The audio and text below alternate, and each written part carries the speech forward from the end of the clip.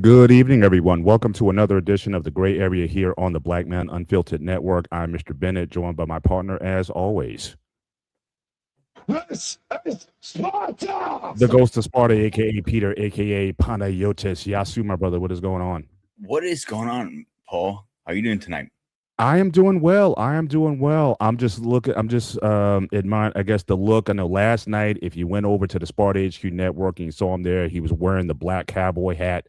You know, I hear the music from Zorro playing when he puts it on. So again, we need some Zorro music at this point because he dons the hat. So he's got the cowboy hat, he's got the military hat tonight or whatnot. So I'm just thinking, what's going to be his?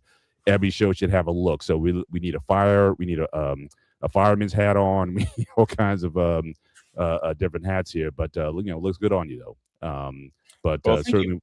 Yeah, but certainly we appreciate you guys certainly coming on to the Gray Area tonight on this Memorial Day weekend. So again, a lot of people, I'm sure you have a lot of activities up. In fact, we're going to talk about that a little bit tonight, about Memorial Day and the things that are around us specifically in this country.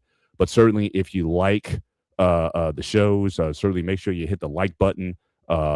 Certainly for here on the Black Man Unfiltered Network, and hop over to the Sparta HQ Network. Certainly we're building a strong platform over there. Show some love, just go over there. Really helps the algorithm when you do that. Also, any cash apps or super chats that you want to give to the channel, you see Black Man Unfiltered Cash App, or you can drop a super chat certainly to the channel tonight. And anything that you want to give to us personally, our super chats are scrolling at the bottom of the screen. And tonight, again, as we always do, this is our call-in show. So again, so in a few minutes, I'll drop the link. Anybody who wants to come up and chop it up with us, it could be based on a prior topic. So I know the last block that we did shows on taxes and nonprofit organizations. Last week, we talked about online dating. Some guys in the chat certainly had some smoke for us regarding online dating. So again, anything that you agreed or disagreed with on that topic, you want to come up and chop it up with us and give us your feedback. Because again, we only do a call-in show once every fourth show is a call-in. So again, I know you guys be wanting to get at us during the show, but then we ask for you guys to come back. You guys never come back. So guys, send the link, drop the link. I need to get up here. So where are you guys when we drop the link? Bring the same smoke that you have for us that night. And, let's talk about it. But the only thing we ask is, again, you got to keep it respectful. You got to show your face on screen, unless we know there's a few people who we give deference to on this show because of security or whatever. But for most people, we don't know you. You got to show your face. You can be you got to be cammed up when you're on the show. And any foul play or whatever, we block you, we delete you right away. We really don't, try to entertain any mess on the show tonight. But certainly, like I said, I'll drop the link in a few minutes. And people are free to come up and just be part of the conversation, or anything that you want to chop up tonight. It's sort of free flowing tonight, but again, we may be touching on a Memorial Day a little bit tonight in the empty space until people show up. But this is certainly your opportunity to be with us tonight. But Pete, and if you're retired or active military, you want to put your 2 cents about today's topic, please, I encourage that more than ever. Absolutely.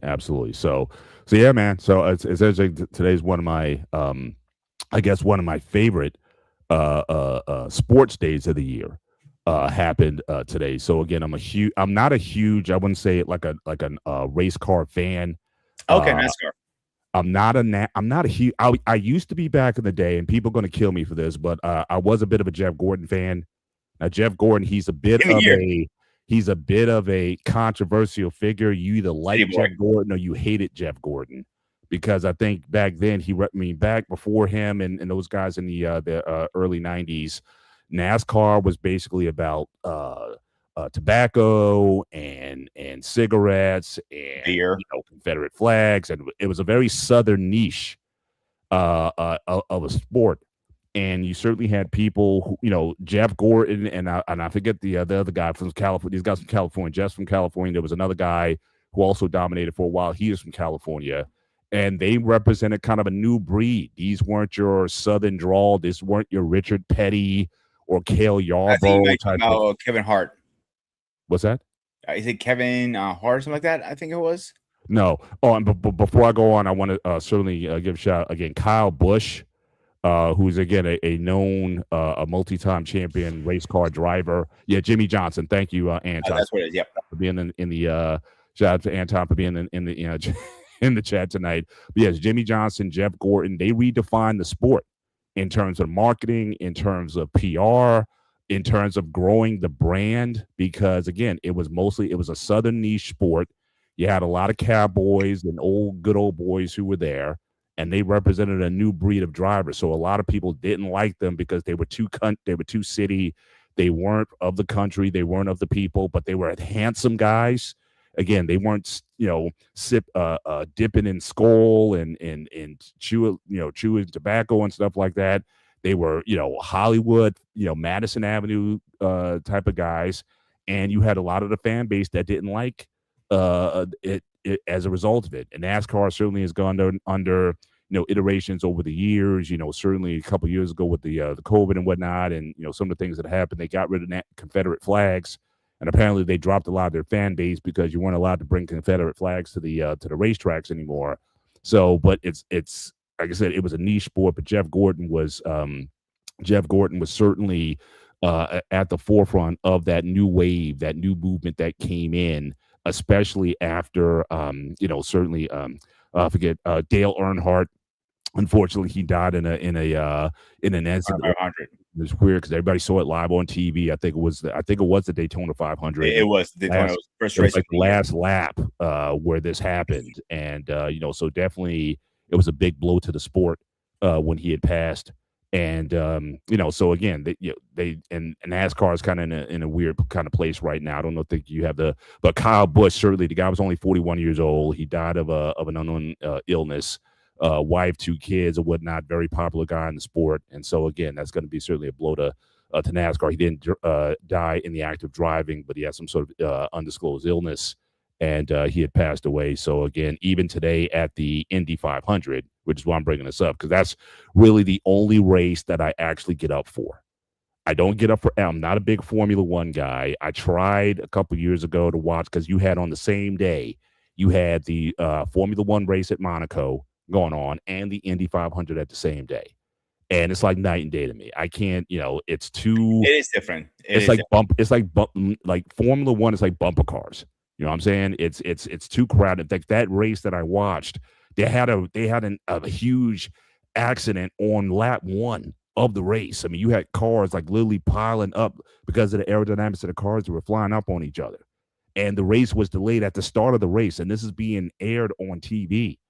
And the race is delayed for 2 hours while they clean stuff up. So, IndyCar, I've been a fan ever since I can remember in the late 70s into the early 80s. Mario Andretti, Rick Mears, AJ Foyt, Johnny Rutherford. I mean, those were the guys that I grew up watching. And to this day, Mario Andretti is still my favorite race car driver.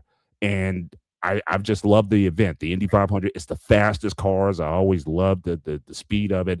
And today, what was interesting about today was it was the closest finish in Indy 500 history today. I'm just going to show my screen. This is how close the race was. So by just over 2/100ths of a second was the end of the race. That's how close it was. And so again, Felix Rosenqvist, he's a Swedish driver. He beat out David Malukas, and he did everything to try to hold on. He literally passed him like within the last maybe 300 yards of the race, and finished it off. So again, very exciting ending of the race. And I love cars going at 230 miles an hour, which I'm a little bit disappointed at, because they were doing 230 miles an hour 30 years ago. But because of some safety issues or whatnot, they slowed the cars down. Now they're going to hybrid engines and whatnot. But growing up, the thing about the Indy 500 that was cool was that the pole speeds went up every year. I remember when the pole speed broke 200 miles an hour. And then it would go up 205, 210, 220. It got up into the mid 90s. I think the record still holds. Ari Lyndike still has the record for the pole at 236 miles an hour. This year's pole was only at 232. So again, with all the new technology and all these advances in the cars and everything, you would think the cars would go faster, but they're saying, look, we don't want cars going 300 miles an hour. But I got to admit, there's a part of me that says, yeah, I want to see cars going 300 miles an hour. But I get the safety concerns, so it's a balance. Yeah. It's funny you opened this. So first of all, I was a huge NASCAR fan myself back in the early 2000s. I remember 2004 when Jeff Gordon won his championship. I bought a Jeff Gordon championship jacket because of that reason, and a hat. I was a humongous fan. Over the years, I just grew out of it because, you get into different interests. I still respect what they do. I've been to a couple races, the Pocono race, not too far from where I live. Close to, when I lived in Mount Pocono, it was like literally skip 15 minutes away from my house. Mm-hmm. So I enjoyed going to. So the one year I went to the first race, I ended up getting pit passes. So you literally sit behind the pits and you watch them and everything. That's the year that last time I saw my buddy alive. And for years and years, I've been bugging him like, oh, dude, give me a hat. Mm-hmm. Like, he knew I couldn't get in because of, injuries and stuff like that. So what he did that year, I'm like, damn, I forgot about the hat again. He goes, I'm like, dude, this is like the 12 millionth time I was joking around with him. So what he does, he takes his hat off. This is the same hat he handed to me. Mm-hmm. He takes his name badge off, he rips his emblem off, and he hands it to me. That's the last time I saw him alive. Oh wow. This is why I felt it's appropriate to wear this hat tonight. Yeah. Well, we're gonna touch on some of that tonight, and just have a discussion before we open up the call-in lines tonight. So again, call-in show tonight. So anybody who wants to be part of the conversation, we're gonna drop the link in a few minutes, and you can surely come up and be a part of it. But I want to kind of build a narrative here, because I was talking about obviously the Indy 500, which again is my favorite race. In fact, that's the only kart race that I watch, because most of the kart races are road courses. And again, I just don't find road courses interesting. I like cars going really, really fast around the track and seeing the racing going on with those guys at those high speeds. So you like the circular tracks better? I like, ovals, super ovals on top of that. Like I said, the Indy 500 is the fastest race in the world. The fastest. It's like there's no other, even on the short oval tracks that they go on, they don't go that fast. But they max out at the Indy 500, and you can feel that speed, especially, if you got the surround sound and whatnot. You can feel that speed. You got the 60, 70, 80 inch screen. You feel all that excitement there. And certainly that's definitely on my bucket list to not only go to the Indy 500, but I would actually, you may be surprised at this, that I would actually, they do have this thing you can sign up for, where you can sign up to go on a modified Indy car and go on a track. So you got a driver, you get in the back seat, and they don't go to the max, but they go at 180 miles an hour. And I think at Indy, it's like $200 if you want to sign up for that. But I would actually do that. To go around similar up here. I think it's called NASCAR Experience or some shit like that. Pretty much you get in the NASCAR car. It's modified, obviously, with 2-seater versus 1-seater. Correct. And they go. Right. And I don't think they go all with the car maxed out. Yeah. But you're gonna have some fun in that car. Yeah, you're gonna feel the G-force for sure, especially when you go in those turns. So so I would do that.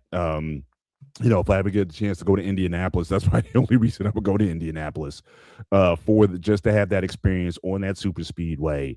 Again, it's a historic track, and that's definitely, like I said, on my bucket list of things to do. I think that would be very thrilling to be in a car. And I know in 2028 they're supposed to be coming out with a new car and a new chassis and everything. So who knows what's gonna happen then? But the body type, the chassis that they've been using now, they've been using that since 2011 was the first season that they came out with that. The Dallara DW12, and they named it after Dan Weldon, who actually died. And again, another race that I saw live on TV. They were at a track in Vegas, and he died in a race, and he went airborne. He went like his car jumped over a car and flew like 100 feet in the air, upside down, and landed. And unfortunately, he passed in. So they renamed the chassis DW12 after Dan Weldon had passed.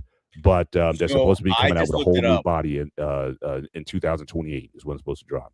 So I just looked it up on the NASCAR experience thing. So if you bring your own car, it's a little cheaper, obviously. You can bring your own car. Yeah, it says bring your own car.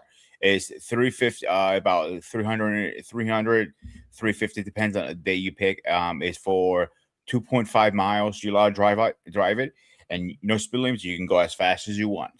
Now, if you have a driver, all right, it starts at 369 plus extra $50 for the weekends. And it goes up by how long you want. 20 minutes, it goes to $599, and 40 minutes is over 1,000, and so on and so on. So you do have, it sounds like a pretty fun time, to be honest with you. I would drop literally, I'm not gonna lie, I would drop the $400 to just do for. Yeah, I would. Like I said, I wouldn't mind it. Now, my wife, no way she would ever do that, but I would definitely pay money for that experience. First of all, just to be in a car. I think they're like the coolest cars to be on. So that's one thing I would definitely do. Because of that. Because I just like the spacey look, the high tech looking cars or whatever. I would be a part of it. But I think BMU, I think is busy in the chat, so we just dropped the link in the chat. So if people want to come up on the show, certainly the link's been dropped. I may drop it again, like I said, in a few minutes. But anybody wants to come on and chop it up with us, certainly you're free to do so. But I want to kind of continue now. Like I kind of started with the Indy 500, but I was kind of going somewhere with it. So yes, it's my favorite race, and it's the only race that I will actually save time for. And it's cool now that they're doing it live. Back when I was growing up, they never had the race live. It was always aired Sunday night as part of Sunday night programming on ABC. They had it for years. And so, but back then you didn't have the internet. So again, you could avoid, they may announce it like on a TV show or in a newspaper or something like that, who won. But if you didn't want to find out who won, if you wanted the experience of watching it live, then yeah, you just avoid the papers on Sunday and you would just watch it. It was primetime TV for ABC for like 25, 30 years, at least when I was growing up. So again, but it's one of the few sports that I will actually stay up for and watch the entire event. But I was kind of going somewhere with it that, obviously it is Memorial Day weekend, and we're talking, certainly, obviously they do it big there. They have they play taps, they do the military color guard, and the guys line up and they, with the rifles and everything, they do the salutes and everything. They do the flyovers with the experience. Actually, do you know that we pay for flyovers? We do. I know that. Yeah. In fact, I was just watching. I just was doing a little research on it. That again. So again, this is just about the Super Bowl. But again, as far as the cost of a flyover, so this is a Super Bowl, but it could be almost any event. $80,000 for gas and operational expenses, and this basically comes out of a taxpayer budget. It's part of the training budget for the military, and they also treat this as a training exercise. But that comes out of that. And here it says that the Defense Department receives more than 1,000 requests for flyover at sporting events every year. The Thunderbirds and other teams may accept them, including NASCAR races and important baseball games. The NFL uses them, obviously, for the Super Bowl, but even regular season games. So this seems to be just a big part of, what we do as a nation. We like to sort of brandish, our military in these even sporting events. So the marriage of military and sports, when it comes to these events, what's your take on that? I've never seen one live. I've never, I have. been to it. I've never seen it. And sometimes it could be, like I said, it could be the Thunderbirds, which is like the elites. But then I've seen some that do like choppers. I see one where they had like a B-1 bomber fly over. So I've seen different, um, you know, types of aircraft used, and other countries may do them, but not necessarily with the military. Like I know in the Middle East, they may have like Emirates Airlines flyovers or things like that, but they're not taking F-16s or F-15 fighter craft and going over stadiums or whatnot with these things. And sometimes they'll even do them in dome stadiums where you can't see it, but they'll show it on TV that they're flying over, but you wouldn't know it because you're indoors. Yeah. And so, but what's your thought on this altogether? This sort of marriage of sports, military, and just this kind of marriage to it. I mean, they got the chaplain there. He'll say the prayer before the race. He'll talk about the military, honoring the vets and everything. They play taps. The guys fly over and all that. It sometimes to me it kind of feels like trying to find a very respectful word for it, but it's kind of like you're kind of grabbing your crotch a little bit. It just feels a little brandish that way. But before we go on, yeah, like I said, people can certainly differ on that and sort of get yours, but let's also get a military guy up here. We're all over the show, so we got our guy Anton certainly here on the show tonight. Good to have you up. But it just sometimes it's like, and people certainly have commentary on, again, especially since we're paying for this. So I would think that the NFL or whoever is doing this, they're fitting the bill for the event, and probably the people who are attending the event are paying for it. But no, it's actually the taxpayers who are doing these things. It's like, when we talk about we can't have certain and I don't want to get this political, but we talk about not having money to do certain things. But if you're talking about 1,000 requests for flyovers at a cost of about $80,000 per, do the math.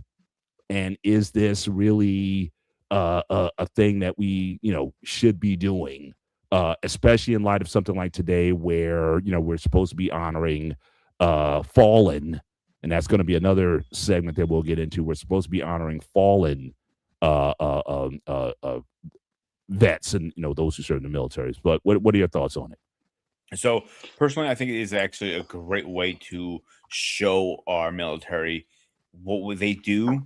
It takes a lot of skill and a lot of training. It doesn't you just put the uniform on, throw the helmet on, and fly. No, it takes a lot of skill. I saw 2 flyovers in my experience. I can't really say 2 flyovers. Let me rephrase that. The first flyover I saw was at the Pocono 500 when I said my buddy gave me his hat. The second one I saw, it was in Wilkes-Barre. It was an air show. The F-22 was doing a demonstration.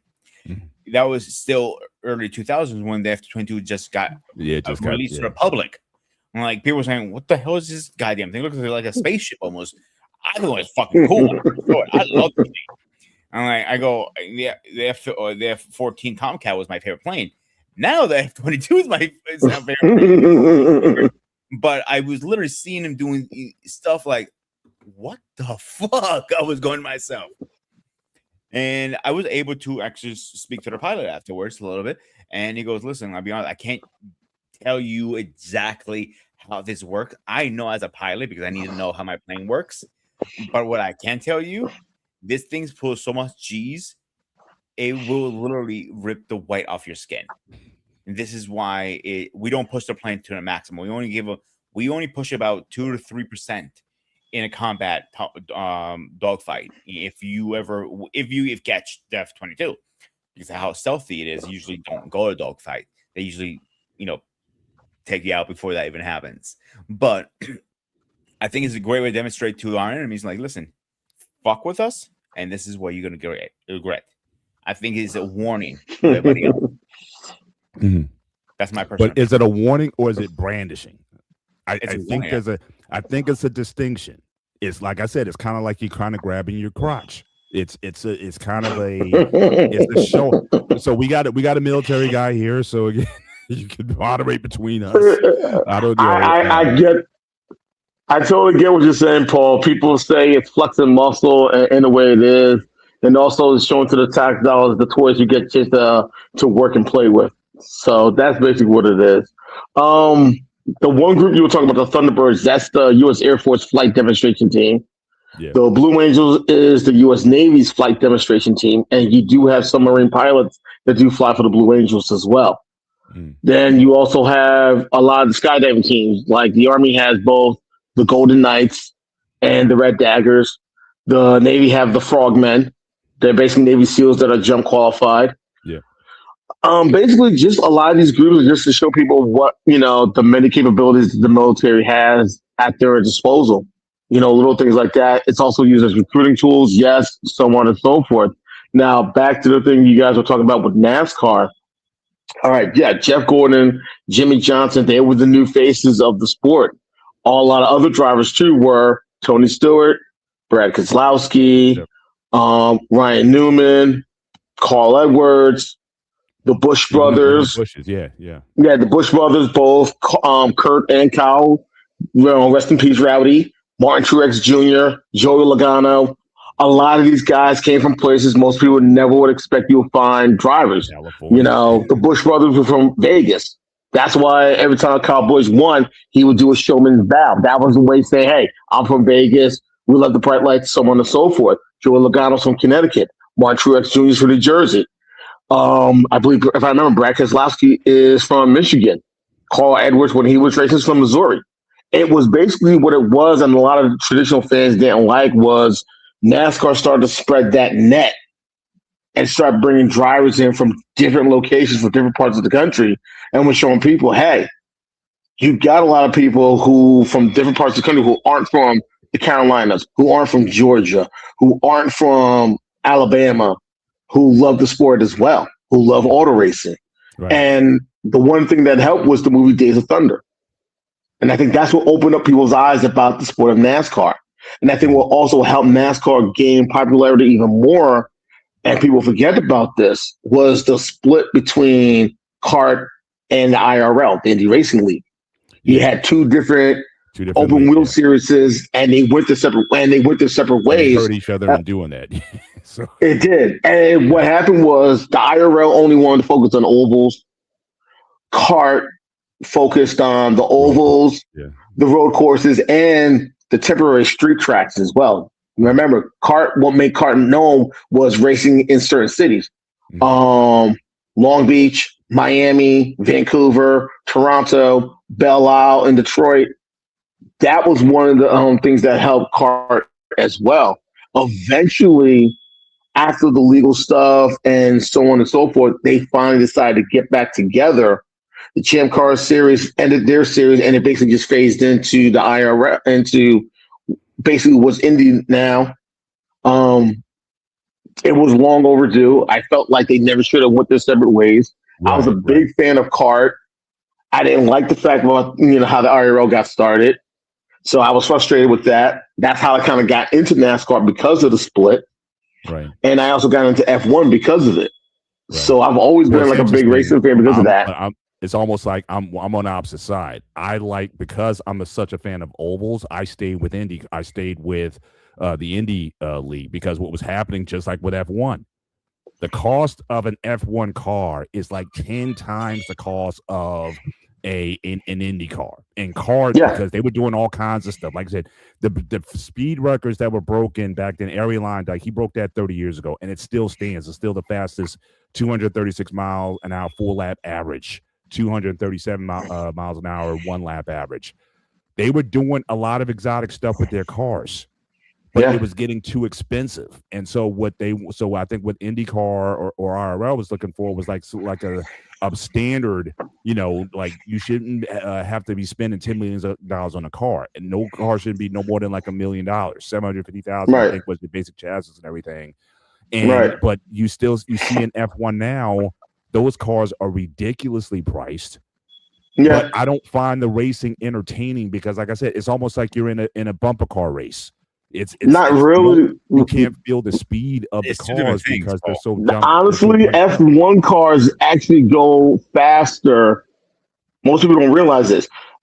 F1 cars actually move faster than the Indy cars. F1 cars are not basically in an open wheel. Not an open wheel. I think they max out about 220 or so, but not on an open wheel. Like I've seen several videos on that and whatnot. They don't go fast, but certainly they're faster on road courses because again, the acceleration and whatnot. They also have, they have a lot of advantages on road courses. They're made for road courses. Indy car is kind of like the car isn't specialized for one thing. You put a different aero kit on, and they're able to operate on road and open wheel. But again, I still don't feel that speed because of the congestion of the event. Like I said, it's a taste thing for me. But I certainly understood the reason why. Look, we got to keep these costs under control because what's going to happen, just like you got now, the Penske's in kart, when kart split off, it was the Penske's. They were like 1, 2, and 3. All you saw was that Marlboro car in every race. Mm-hmm. It was like it wasn't competitive because they had so much more money than anybody else. So I can understand why if you want to be about racing, who's the best driver, not who has the best tech or the best money or the best car. Then, but again, some people like that as well. Like the old days of NASCAR, it was about who had the best car because you took a street car. You souped it up as fast as you can get it, and you put on the race cars. But even they went after the Dale Earnhardt death. They went to the car tomorrow, and now you have the standard chassis. That wasn't a fun design, but it doesn't look like a road car anymore. But again, safety, and they want they certainly want you. But back then in the 70s and in early 80s, you saw any kind of car, Fords, Chevys, Chrysler. You named it, all these different Oldsmobiles, Pontiacs. Yeah, I remember. All those cars, they were just souped up, and it was meant to sell cars. It was meant to sell production cars. So again, if a Ford won a NASCAR race, you went to a Ford dealership and you wanted that car. You know what I mean? Yeah. And the real sad part about what happened to Dale Earnhardt in Daytona back in 2001, it forced NASCAR. Oh, Le Mans is 24 hours. That's an endurance race, Eric. Yeah, but who's watching it? That's the thing. Like the cars, I would say about Le Mans, the cars, especially growing up, the cars were cool. Like especially you had like Matchbox cars, right? Those toy cars or whatnot. They had some very cool looking cars. But who was going to? First of all, nobody covered it. At least not in the U.S. You didn't have any U.S. networks that covered Le Mans races. And again, especially 24 hours of Le Mans, who's staying up to watch a lot of that? So I don't think I do get that point, Paul. But I will back up Anton. The F1 from last time I remember, when I was into the gearhead stuff really bad, they were using jet engines in the F-150, the F1 series. And they were flying those cars. Yeah, so, they go very fast. And the thing was, that's the only one that does track that also races in the rain. Now, I don't think Indy and NASCAR does not do it. No, NASCAR is actually racing in the rain now because if you notice, they're starting to have windshield wipers and they actually have brake lights set up on the top of the rear windshield for when you see them brake, you actually will see the light come on. So they actually will race sometimes. It's something new that they're starting to do. But the reason why F1 could do it is because they have tires made for that. They have 3 different types of tires people don't realize. They have the soft ones, they have the mediums, and they have the hards. And they do have wet tires as well that they will use in a race and during the rain. And then once it starts to dry off, then they'll go into the pit, into the paddocks, switch their tires out, and go back and run the race as well. But back to what I was saying about NASCAR, the real sad part about Dale Earnhardt's death back in 2001, it forced NASCAR to make a rule change that the IRL and F1 was already doing. It's called the Hans device, the head and neck stabilizer, that little flap that you see on the back of the driver's heads. Yeah. F1 mandated it. IndyCar mandated it. Kart mandated it. Even NHRA mandated it. And if I recall, what you said mandated, because the device was available. And I was just watching something recently on that. Dale wouldn't wear it. Exactly. Also, he had the open. He was still one of the few drivers that still wore an open helmet.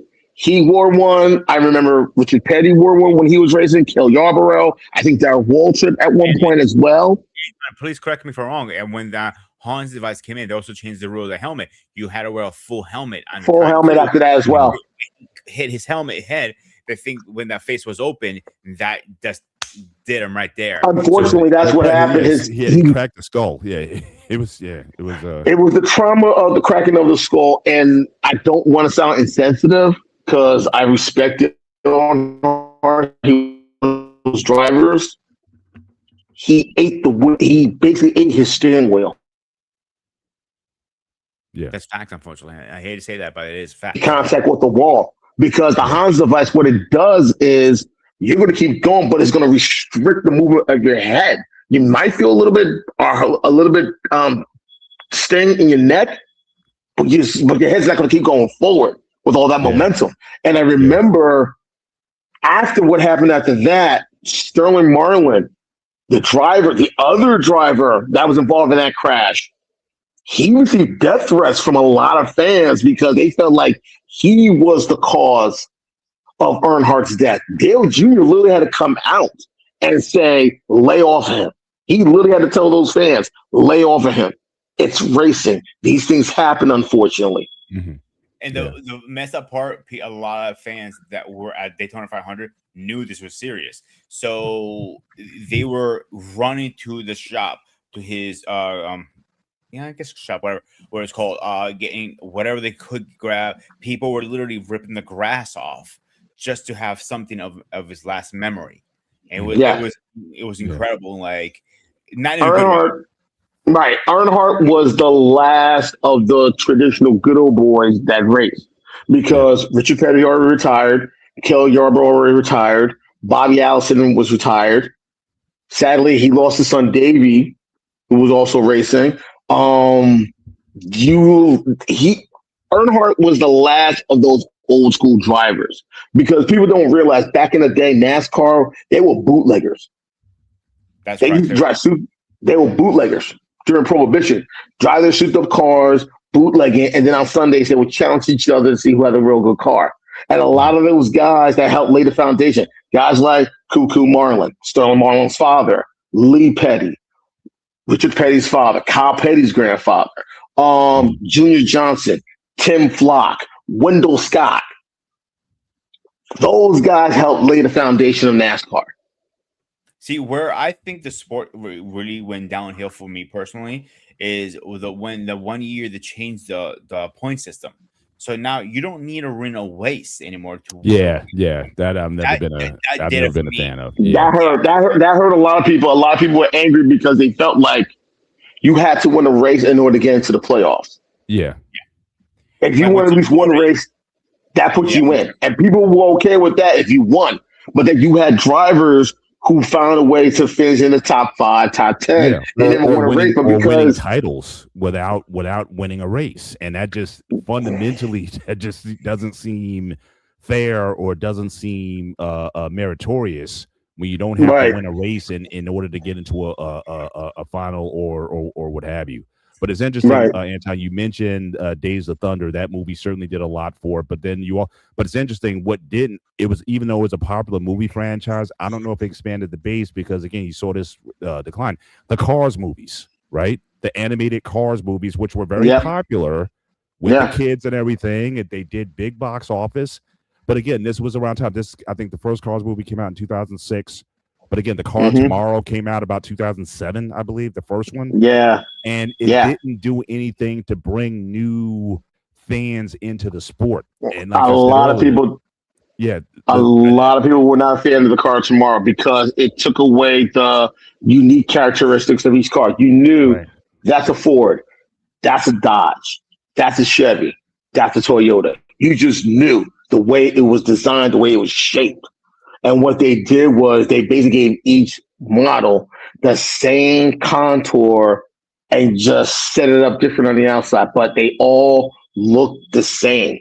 They got rid of it, and now the newer cars you see and the next gen that they're driving, you still see some, like, even though it's a lot better and safer, it still does have those unique characteristics that shows, okay, you know that's a Ford, you know that's a Chevy, you know that's a Toyota. And speaking of that, one manufacturer that a lot of people have been talking about and I'm hoping that comes back to NASCAR, and I'm hoping they come back too, is Dodge. And there've been talks and there've been rumors that Stellantis, I think 2013. I didn't know that Dodge got out. Can you hear me now? I wasn't a fan. Right now, it's basically it's Honda and what, Chevy? No, it's still Toyota. It's Toyota, Chevy. It's Toyota, Chevy, and that's Ford. The thing about it also. But, it's not even, you got this American car race with Japanese automakers. That's what I was going to say just now, Paul. I'm sorry to cut you off, but I was never a fan when they brought Toyota in, because Toyota was not an American company. The point of NASCAR is the American sport, the American race. So I never understood why the hell they brought Toyota. Oh, it's built in America. Fuck you. A lot of shit is built in America. That means I had to bring it to my fucking house. But that's honestly, again, you're always making that deal. It's the money. Like I said, if Ford's not going to be in, if Dodge and all these American, and also keep in mind, we did have that we had that the bailouts for the automakers back in the early 2000s. So again, I think 2007, 2008. You're right. So a lot of those companies, it's like, look, we can't be putting millions and millions of dollars. We're asking the government for a bailout. We can't afford to be putting all this money in a NASCAR. The advertising, the car teams. That was a luxury. People don't realize it didn't yield the result, because, like I said earlier, the purpose of why a lot of these guys got in, it was to sell American cars. People don't realize how much it costs to be a primary sponsor for a NASCAR team. For your company to be the primary sponsor for a NASCAR team, and I learned this from my previous job, around between $13 to $15 million. There's a lot of money behind that. Yeah, to be a primary car. And from my previous employer, FedEx, now one of the cool things I did get to meet Denny Hamlin. I had 2 autographed helmets from him. He's a really cool guy. Skinnier than I expected, but he's a real cool guy. Yeah. FedEx you can't be a big NASCAR driver. In race cars in general, anything that adds weight to the cars, I don't think you're gonna have any 300-pound NASCAR company. Very short, like my height. Actually, no. Denny Hamlin's kind of tall. He's pretty tall. He's a little tall. Yeah, he's a little taller than I expected. Really. Yeah. But he might still you have to put in a significant amount of money. Yeah. You got to put in a significant amount of money for how much it costs to be the primary sponsor, and then of course you have various designs and different color schemes for different places. And the thing most people don't realize that this is how you pay. And I know I watch NASCAR. They have 2 different types of cars with the gas tanks on different sides. Most of the gas tanks we always see are on the left side. The only time you see the gas tank on the right side of the car is when they race at Watkins Glen. Because the way pit road is oriented. Right. They got to go to the right. Most tracks, they got to go to the left. Watkins Glen, they got to go to the right. And the gas tank's on the right side. That's one of the only tracks that they drive on where the gas tank is on the right side. Everything else on the ovals, the super speedways, and even on some of the road courses like the Brickyard, they've driven there. They've driven on the Charlotte Oval, all known as the Roval. Circuit of the Americas in Austin.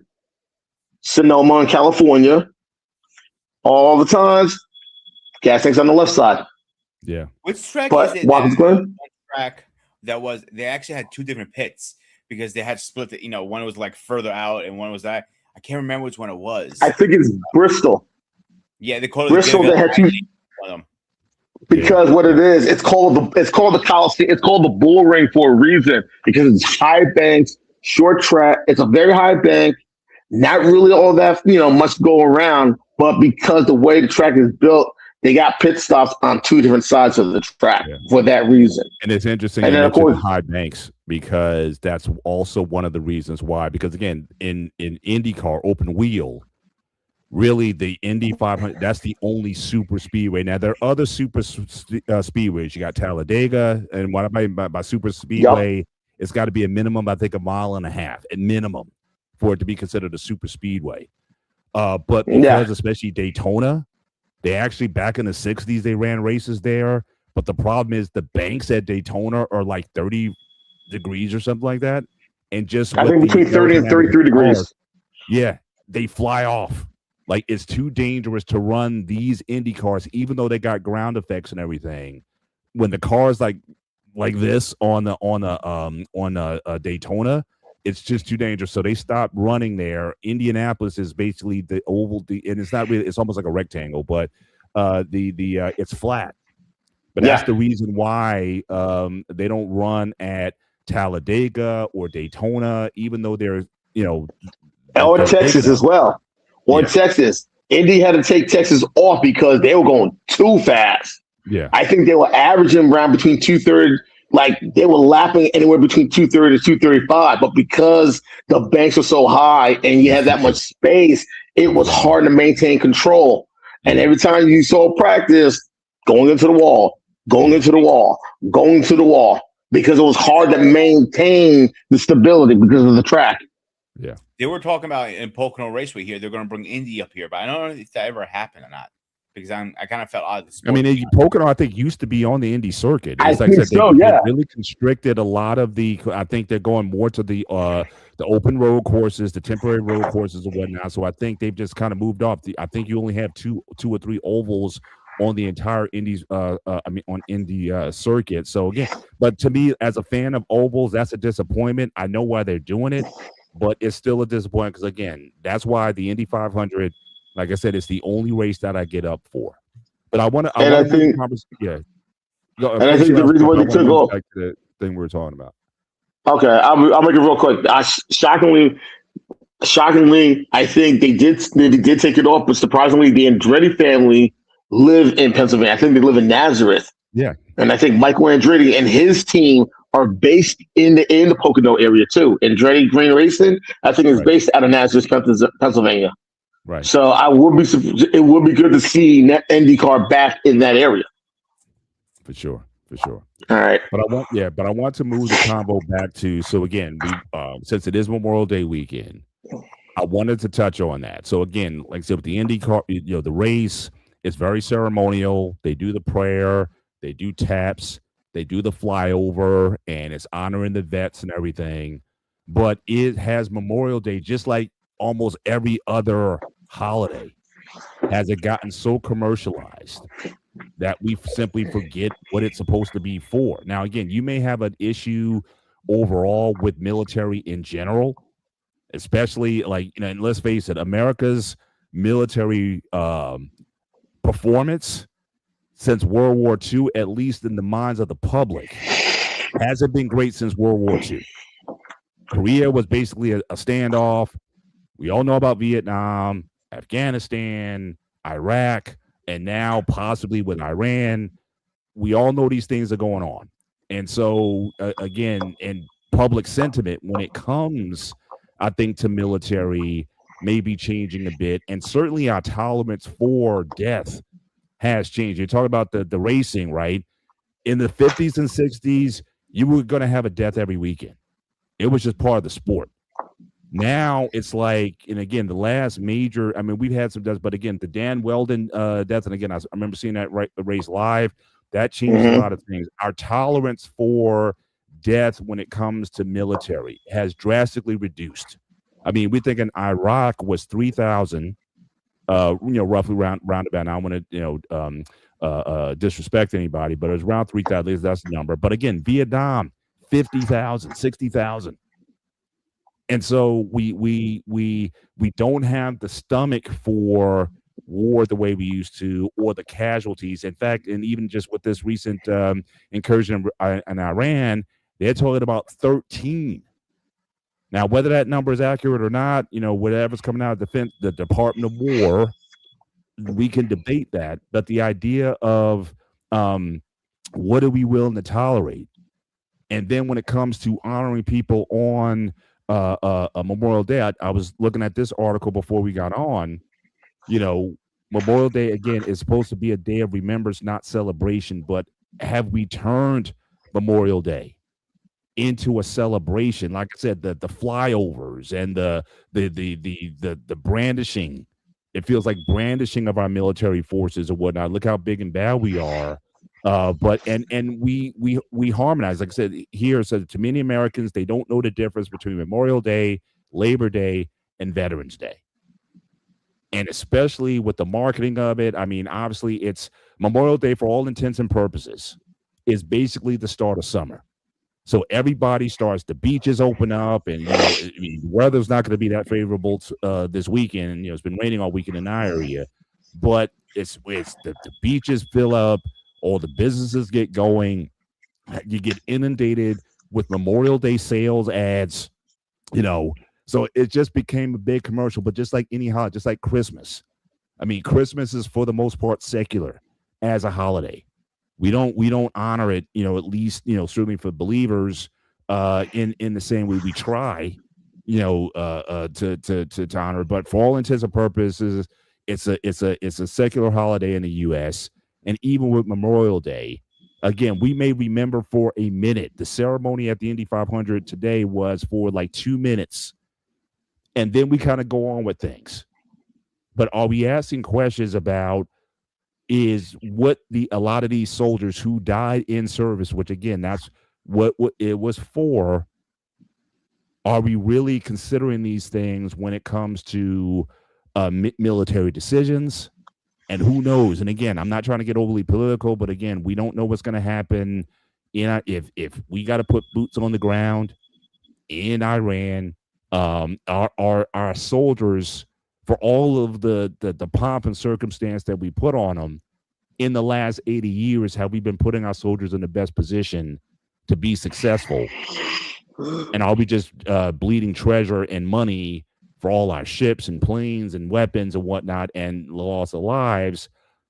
Has Memorial Day has kind of like a stinks. I know some people it's uncomfortable to talk about, but it doesn't feel like we're necessarily honoring our vets or certainly those who died in service, because we're asking, well, why were they there in the first place? Vietnam was definitely so. So that's kind of like what's on the table. And again, this is our call-in show. So anybody who wants to come up, certainly on the show, the link is in the chat. In fact, I'll drop it again. You can certainly come up and join the conversation if you want to. But yeah, what are your thoughts on Memorial Day in general? Is it it's just marketing at this point? Does it really mean anything anymore? The way some people used to honor it. We have our parades in town where they do fireworks and all this kind of stuff. Is it supposed to be about that, or should it be a much more solemn celebration, or not even a celebration at all, a day of remembrance, more so than celebration? So I'll start with Pete, give you your thoughts, and then Anton, and then anybody who wants to come up and be part of the conversation. I'll drop the link again in the chat. And again, Karen must be on. And if you want to give your 2 cents on the subject, any military people who might be in the chat, if you want to come up and give your opinion on it, how do you feel when it comes to Memorial Day? Do you feel it's honoring of those who passed in the theater of war? So Pete, your thoughts, and then Anton. So I'm going to answer this 2 different ways right now. The first one is, I think, it's marketing right now. It's all a business. So like I said, summer starts, people are getting their bathing suits on. The summer bars are open up. The Georgia Shores open up. All this stuff. All right, it become a business, and it's not supposed to be like that. And I am disgusted here to see that, because I did lose a friend in combat, my best friend. So to me, it should be a day to remember. And I've asked this younger people. Do you know what the day stands for? Yeah. Barbecue. Summer starts out of school. And they don't even know what it means. And when they have a family member, let's say their uncle or their cousins or somebody who died, that's when it starts meaning, oh, it actually means more than that. Like a buddy of mine named his son after his fallen brother. And his son didn't care. He don't want to play video games. I'm not saying I don't want to go there. And he finally told him the whole story. But your uncle took the bullet for me. And then all of a sudden you see the waterworks happening. They don't know what it means. They don't. They're not educated probably. 2, they probably don't give a shit. And 3, they think it's just a day for most people to be off. For us who work, we get day pay to stay home. All this stuff. It's not about that. It's about remembering how many people have lost their lives for us to be able to do what we do right now. To have a burger, to go smoke a cigar with a friend, to have a beer. Too many. They have paid the ultimate sacrifice, like they say. Anton? Whew. It's ever since I joined the army, it meant a lot more. It meant a lot more.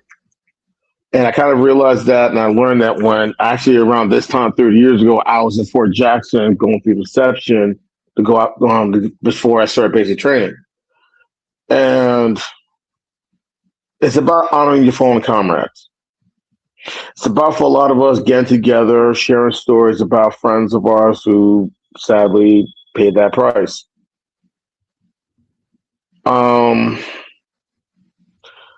of the things, I got a friend who was a member of the old guard. He was a team sentry at Arlington. And he told me something, one of the coolest things that they do, and they do this twice a year on Memorial Day and on Veterans Day.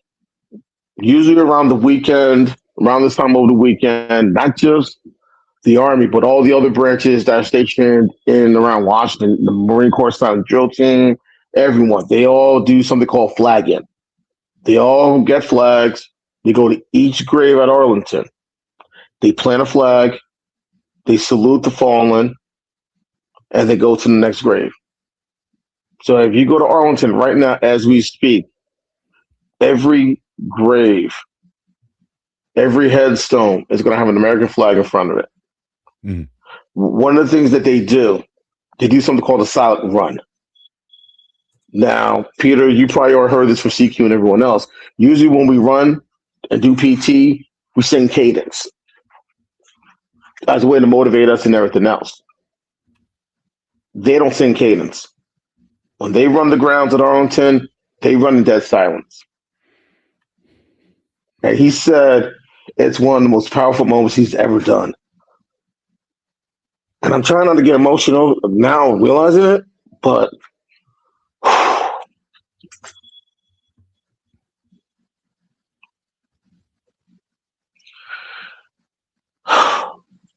I tell people this.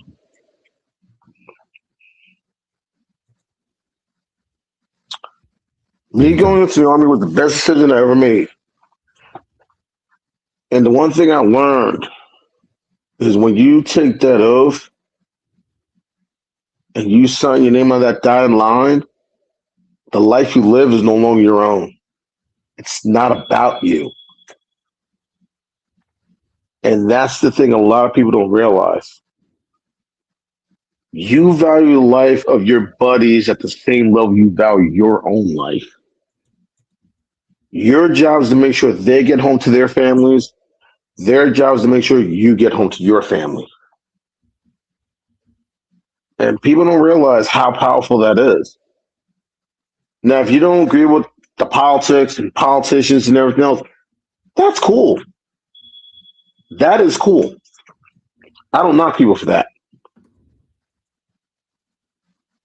But we see the side of things most people don't see. And that's what makes it different. It's to honor our fallen brothers and sisters. It's to share stories about them when we train with them, when we serve with them, and everything else. And like Peter said, if you have a son or a daughter named after a friend of yours that you served with, you tell the child the reason how they got their name and why they have that name. Mm-hmm. People don't realize, like people just don't realize that. It's that deep. You're kind of breaking up a bit, Anton. Yeah, he froze completely. About that. Yeah. Oh, sorry about that. Yeah, you're freezing up. Yeah. Oh, sorry about that. I don't have Wi-Fi where I'm at. I'm at work. That's why. It just carries that. It's just different. Yeah. It carries more significance. It carries more importance. You know, that's Yeah. basically what it is. It's for us. It's just we salute our fallen brothers and sisters. We let them know that we love them. We let them know we'll never forget them. And usually, and something that I've started doing it, and a lot of service members do it. Usually, we always just say these two words: "Till Valhalla." And for anyone that's familiar with Norse mythology, Valhalla is seen as paradise in Norse mythology for those Vikings who die in battle.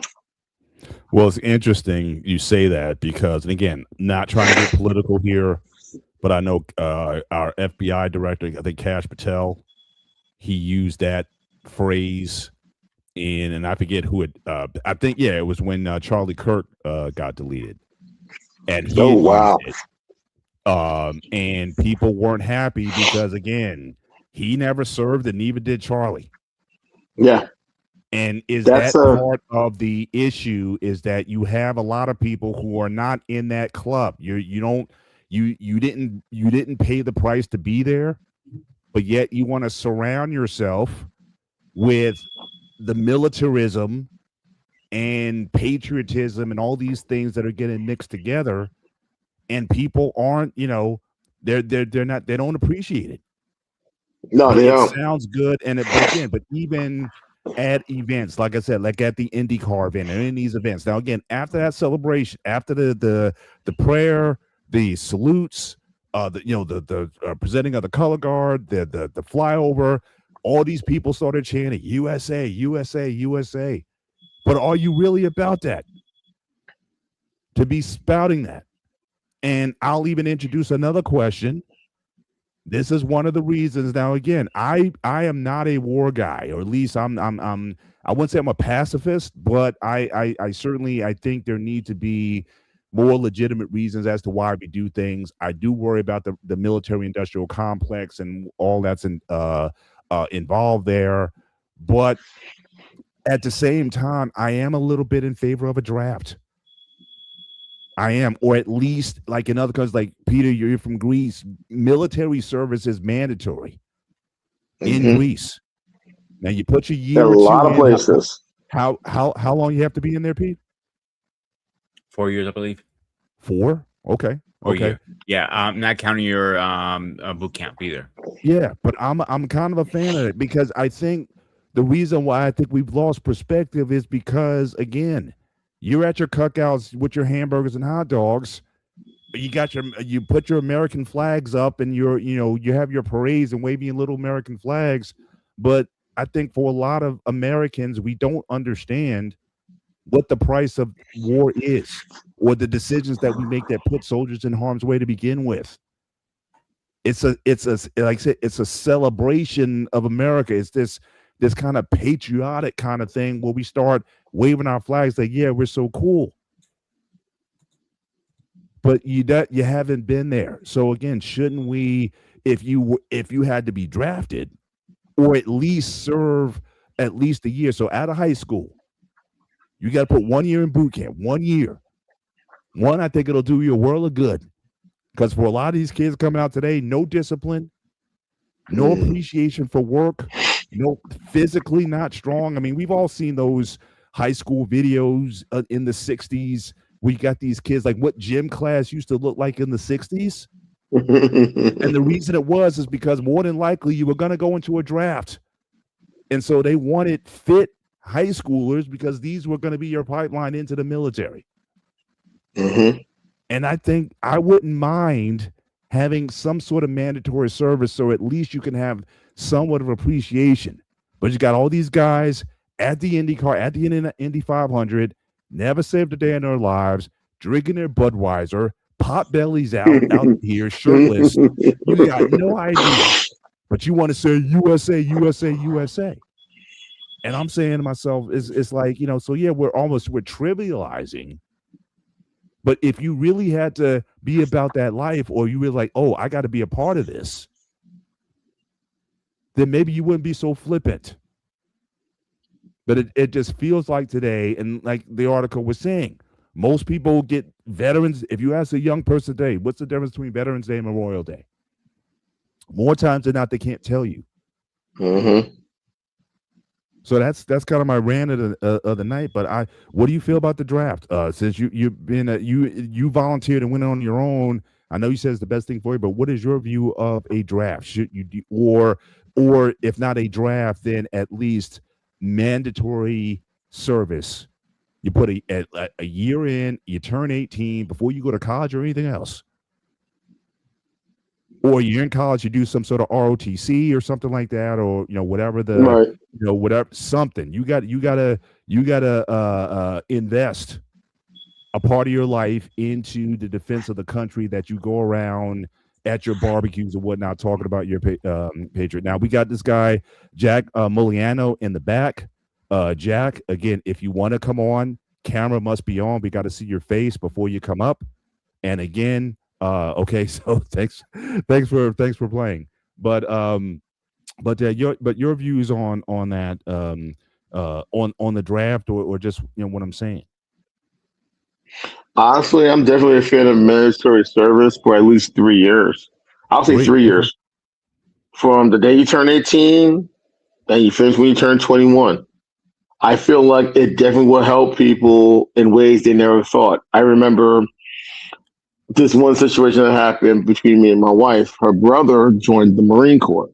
And I remember he came to me and he was thinking about joining the military. And I said, I gave him the good, the bad, the ugly. Whatever you choose, that's up to you.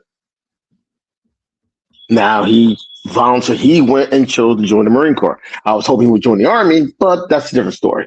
My wife was not happy. She was like, he went to enlist. I was like, yeah, he told me. And you were okay with this? Yeah, why not? And I remember she said something to me that really set me off. And she said, well, why did you should have told him not to join? And I told her, dead to rights in her face. I said, I gave Uncle Sam 11 years of my life, and it made me become the person that I am now. I am never going to tell someone not to join. Me telling someone to join is like me not breathing. That ain't never going to happen. I am never going to tell a person, don't join the military. I'm going to say this. Just understand, when you take that oath and you put your name on that dotted line, understand what you're getting yourself into. Whether you're going to Lackland Air Force Base, whether you're going down to Cape May, you're going up to Great Mistakes or Navy Station Great Lakes, or you're going to any of those Army bases, whether it's Fort Jackson, a.k.a. Relaxing Jackson, Fort Leonard Wood, a.k.a. Fort Lost in the Woods, Fort Benning, or Fort Sill, or you're going out to Paris Island, or Camp Pendleton to stand in those yellow footprints, understand what you're getting yourself into. Because the minute that happens, that's point of no return. Plain and simple. And I'm always going to tell someone that. And I'm never going to tell them not to join. Because me telling them not to join could have who knows what type of circumstances and how that could turn their direction in their life. Mm-hmm. And I don't mind. Yeah. And for me, my parents were not fans when I first enlisted. My parents were mad at me to where they did not speak to me in English for a good period of time.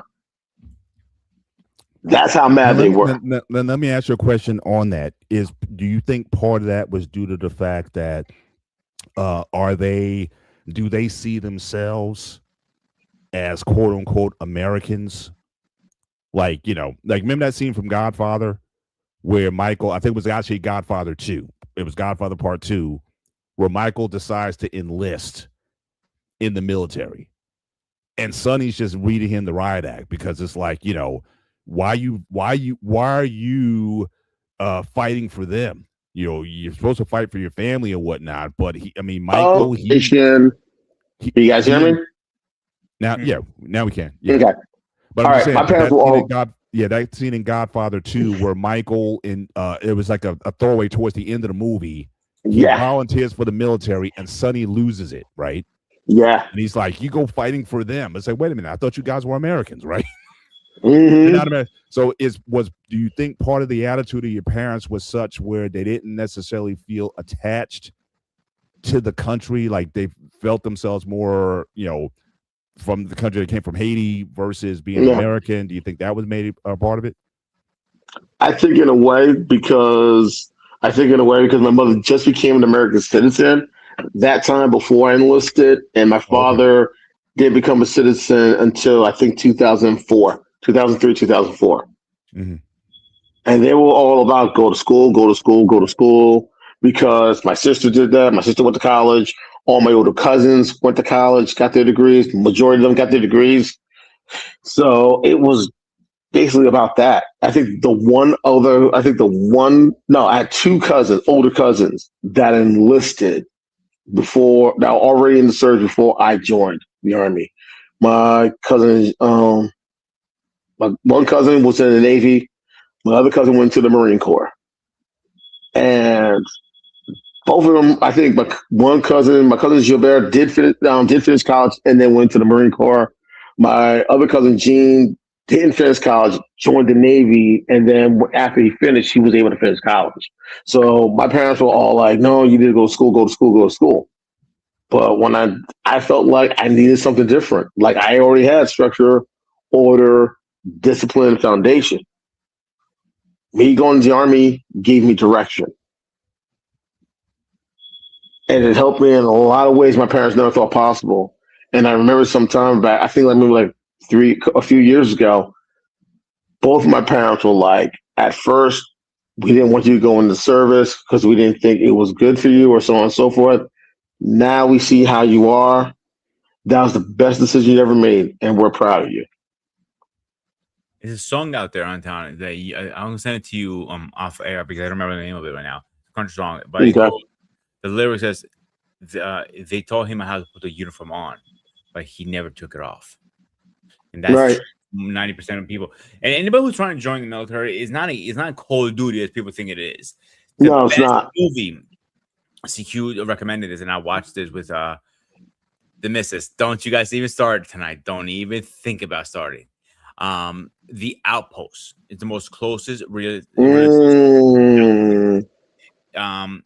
the other ones are like real story, like 13 hours is pretty realistic too, but that shows the military what you guys go through, shit in outhouses, freaking living in places like no power, no electric, like you barely, like back in the medieval times almost. Yeah. So it's actually free on Amazon Prime right now. If anybody wants to go check out the Outpost, seriously, if you want to see what Anton went through and other guys, what's that? Then come talk. One movie that I definitely recommend people if you want to understand the importance of camaraderie and being there for each other no matter what when the shit hits the fan. Pardon my language. Other than 13 hours, Black Hawk Down. Mm-hmm. That's another. Because one of my drill instructors, when I was in basic training, one of my drill instructors was in Mogadishu in '93. And later on, at my previous job, one of my managers was also in Mogadishu in '93. Mm-hmm. Yeah. And that was like when I had a chance to ask them, and they was like, "Oh yeah." Like when I asked my manager, he was like, "Oh yeah, it definitely gives you a fair understanding of what went down." Yeah, a lot of it, just about 90% was accurate. I think you can back me up on this. I'm one of the few civilians out there that can tell you I understand. Not a lot of civilians understand. They think they do, but they don't. Because that's true. I surrounded myself with all military friends. Right. Yeah, and you hear the stories too. But did you ever consider joining? Me, of course. So what was the thought process there? And what were your parents, if you would have joined, what would your parents would have said? Because I think that same immigrant mentality is could be at play. So my mother was kind of upset because she just when I told her I want to join the service, we just finished watching Black Hawk Down, and I told her I was joining. So that was probably not the greatest time on my end. Yeah, my dad kind of put her in her place. Says, "Listen, I'm like he's been talking about this since he was 8 years old. So he's been wanting to join the military all his life. Mm-hmm. You cannot take this away from him." and it was mostly because my disability or my reading disability with the asthma. I couldn't get past it, and that's what it came down to. Ooh. And Oh, because really? yeah, because back then they felt it. Now it's different. Now I can get if I was going in, it was 18 now, and I want to go in. It's a waiver. I bring them paperwork from school. Yes, I have a reading disability. Okay, we can work with you now. Back then, it was not working. I wanted to go infantry. To be honest, with you guys, but I didn't know that. I didn't know any other jobs in the military. Especially back in the day, they take anybody. Vietnam, it'd be like, it would have been no problem. They would take talking you. about 2004, anybody 2005, Paul. This is a different time then. I got you. I'm just Yeah. saying, but there have been times when, again, the less educated, it was like if you were in college, I think you could get a waiver of some kind or whatever. At that time, yeah. Yeah, at those times. But I just want to kind of show this. I was talking about the high school again. Certainly very different from what gym class certainly looks like today. So again, this is in high school in the 60s, and these are La Sierra High School, and it was like I said, this. I remember growing up, we had gym kind of not this vigorous. We weren't doing this kind of stuff, but we did push-ups, burpees. Everybody was kind of lined up. I mean, you had to. These were things you kind of had to. Yes, definitely these. We did these for sure, and we had a cadence 1, 2, 3, 1, 1. Yeah, we had to do the leg ups. So I definitely remember doing kind of stuff like this, but we weren't, and we didn't have the leg. We didn't have the peg climbing. But some schools they had the ropes though. We had to climb up the rope, touch the ceiling, and come down. But see, the people see the stuff now. They see this at theme parks now. You know what I mean? The peg up thing. Mm-hmm. But you had to be able to do, kind of all this kind of stuff in order to be, so again, you were being prepared for something. So again, we talk about the obesity problems in the country and these kids. And I'm not saying every one of these kids you're going to turn them into a lean, mean fighting machine, all this kind of stuff. Yeah, some aren't going to cut the mustard. And I would even say 3 years. I think that might be a little long, but at least a year. At least go through basic training. Maybe learn how to properly use a firearm. We got firearm violence in this country. How to properly take that, clean a weapon, take it apart.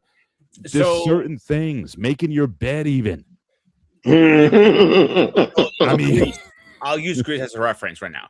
So how the draft works. If you're going in, you done high school, then you probably get your letter in a week or two. If you're going to college, they put that on freeze. So they want you to finish your education first. Right. So then you're going to your draft after you're done with your college. You graduate college, and if a few days later, you probably get a second letter saying, okay, it's time for you to come into the police station, pick, which, or do your paperwork, pick what. You can pick what branch you want, but that doesn't mean you're going to get the branch. It's right. The thing also back in the 60s during the draft, we heard about people getting deferments because they were in college. But one thing that also helped some students, surprisingly, if they wanted to go into the service anyway without getting drafted, they would do ROTC. Yeah. Mm-hmm. And then once they graduate from college, they earn their commission in whatever branch, and then they just finish their commitment in that manner. And a lot of people don't realize how good ROTC is in so many ways. It's one of those things where you go. A lot of colleges and universities have it, but a few schools that take it to a whole new level, because at one time they used to be military schools, and they have a very rich history. Virginia Tech and Texas A&M. Mm-hmm.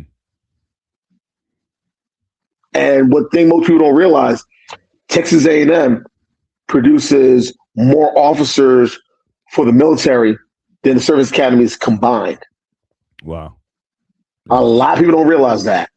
Right. And yes, West Army just had their graduation over the weekend. So congratulations to the new LTs there.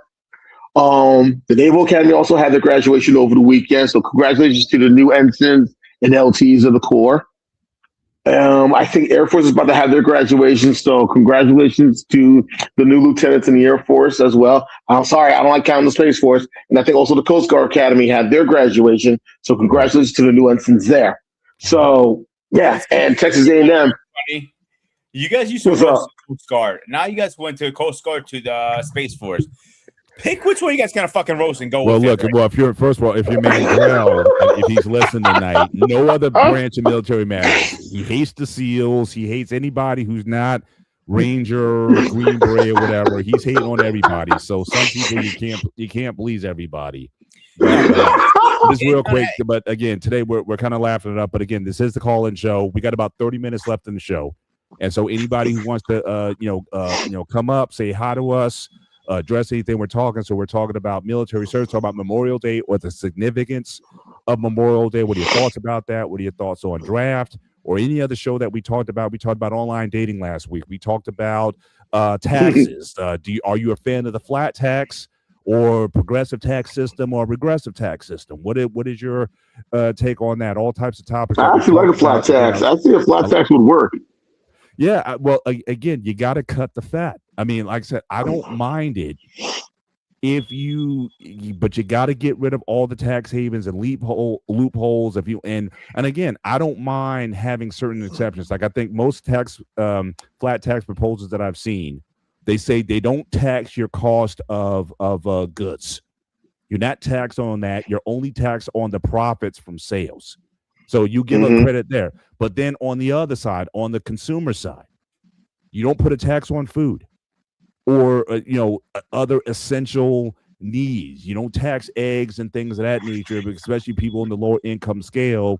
You don't tax essentials. But if you're going to buy a multi-million-dollar yacht or something like that, yeah, you're going to pay full taxes on that. So again, if you can close some of the loopholes and the tax havens and the way people hide money, then yeah, I don't mind a flat tax. I know libertarians were big fans of it. And again, it was a conversation. But certainly where it is now with the state of the Libertarian Party is, that's another story, because you did have some traction. You did have, I think Ross Perot, I don't think he was a libertarian per se, but again, no, I don't think so. But I think he was part of the Reform Party. Ralph Nader was part of the Libertarians, I think. Nader was a Green Party. I think Nader. Oh, okay.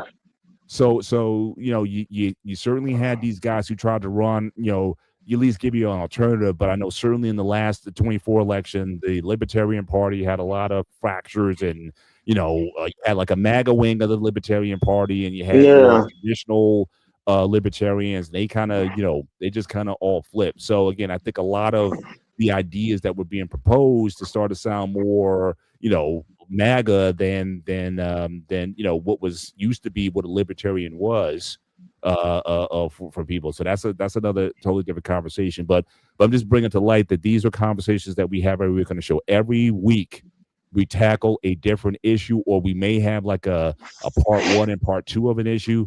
But we try to bring different issues to the floor and to have a meaningful conversation. The gray area is a conversation between myself and Peter. And obviously, when we have call-in shows, when guests can come up, and we just chop it up, but we keep it respectful. So again, we don't have drama here. Definitely not a hate here. It's about how to have meaningful conversation about issues that affect all of us, whether you're black or white or whatever your ethnicity is. Also, with the gray area, you also realize that through conversation, a lot of times you feel that you're more similar than not. And as well as people try to divide us on certain issues, we can have respectable debate and conversation for better understanding of each other. And that's really what the purpose of the gray area is. So every now and then I got to drop that antenna. I gotta promote the channel and hype up and just give people an idea, because people sometimes get in the chat and say things or whatnot. It's like, hey, we're not that kind of show. It's not about the drama. It's not about the nonsense. Right. And we're not experts. We're like, the fact that we're having a conversation, I'm not saying I'm an expert in anything, and neither is Pete or anybody else on the show. We're having a conversation just like you would at the coffee shop, or if you were in person or what have you. But because people ask, well, why don't you have experts on the show to talk about? But again, if you are an expert, like I said, military, come on. The days we talked about military, all kinds of guys in the military would flip out. Mandrell would be like, I can't believe you don't have Mandrell. If you're out there, come on. One direction I was going to actually bring up and resurface again. We had a show a few months ago that was really one of our popular shows. And again, in fact, while I have you on, I might as well bring this up. We had a show on just war theory. And so the idea was, are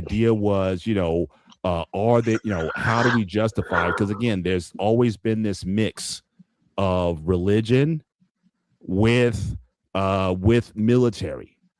And there have always been these classes. So when we talk about some of the interventions that the U.S. has had over time, there were rules. I know Thomas Aquinas, first it started with the August. So it really got to go all the way back, at least from a Christian's perspective. You got to go all the way back to the Roman Empire, when Christianity became the official religion of Rome. A lot of people to the day, I'm one of them, I question that marriage, because I think Rome had a greater effect on Christianity than the other way around. Because a lot of the early church fathers were pacifists back in the day. In fact, you couldn't be a Christian back in the day if you were in military service. After Rome took over, the game changed. And so it started with Saint Augustine and a lot of those Thomas Aquinas. Correct. And Thomas Aquinas, he actually put together a framework of just war theory. And while I have you up, I wouldn't mind getting your 2 cents on it. And again, the chat is still open. So again, if you want to come up, yeah. Before anything else, you said the Catholic Church, you think did a lot for Christianity? The Catholic Church did a lot for Christianity. I mean, no, I said, I'm trying to clear that up. That's all. No, so what I was saying was, when Rome adopted Christianity as its official religion, I think that did more to change Christianity as much as Christianity changed Rome. Okay, I agree with that. So the idea here is, like, I think that Christianity in a lot of ways adopted some more imperial tendencies and allowed things that were synonymous with empires or justification for certain acts of the emperor or whoever was in charge. But if you look at certain things that maybe Jesus would have said, it's how do you find compatibility? So I think what church fathers have done since Augustine, certainly with Thomas Aquinas, they kind of tried to have some parameters or some rules that people could go by. And I think this still fits with the theme tonight. We're talking about this idea of Memorial Day and the meaning of it. And if you're talking about honoring those who've had military service. So there were 8 points that Thomas Aquinas raised in terms of what qualifies as a just war, not a holy war. Holy war, that's where God says, yeah, I want you to go and do this. But when you're talking about governments and what are the measures and means by which we go to war, when you go through these points, you have to ask yourself, even in this country, which always has wrapped itself in God and, and we're on the righteous side of things or whatever, these points alone, we have to start asking ourselves, because the Catholic Church mostly embraces these. I don't know about the Orthodox Church, but certainly the Catholic Church also embraces some of these tenets. So again, the idea that, again, a just war can only be waged as a last resort. All nonviolent options must be exhausted before the use of force can be justified. Again, we have to ask ourselves as a country, have we always done that? Second point, a war is only just if it's waged by a legitimate authority. So again, a government declaring war. But then people ask, the Crusades, for example, that was not a government war. The church decided that we were going to go and engage in that. Was that just?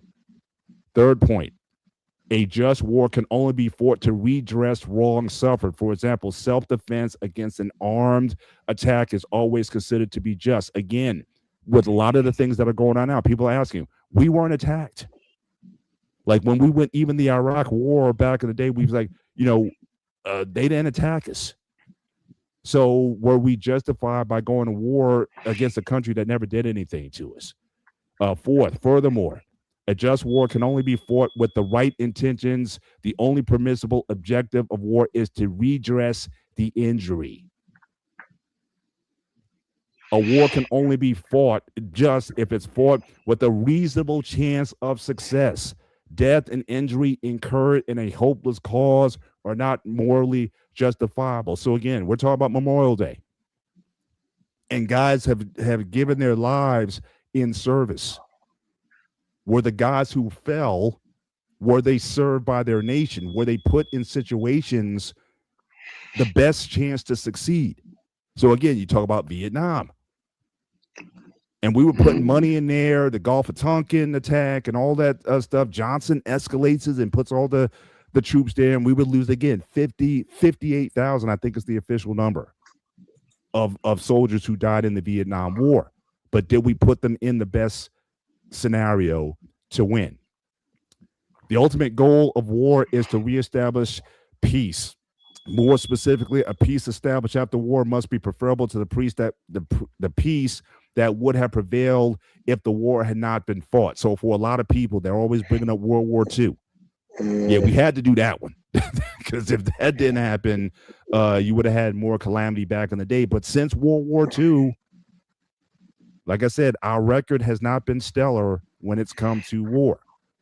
And even with World War II, we got to ask ourselves some questions. Point 7, the violence used in war must be proportional to the injuries suffered.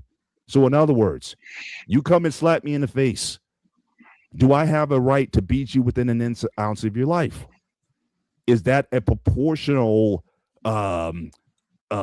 redress of the issue? So again, when we talk about certain acts, the Hiroshima and Nagasaki bombings, and not even those, because even those weren't the worst. The worst were the firebombs of Tokyo, deleted more people than the Nagasaki or Hiroshima bombs.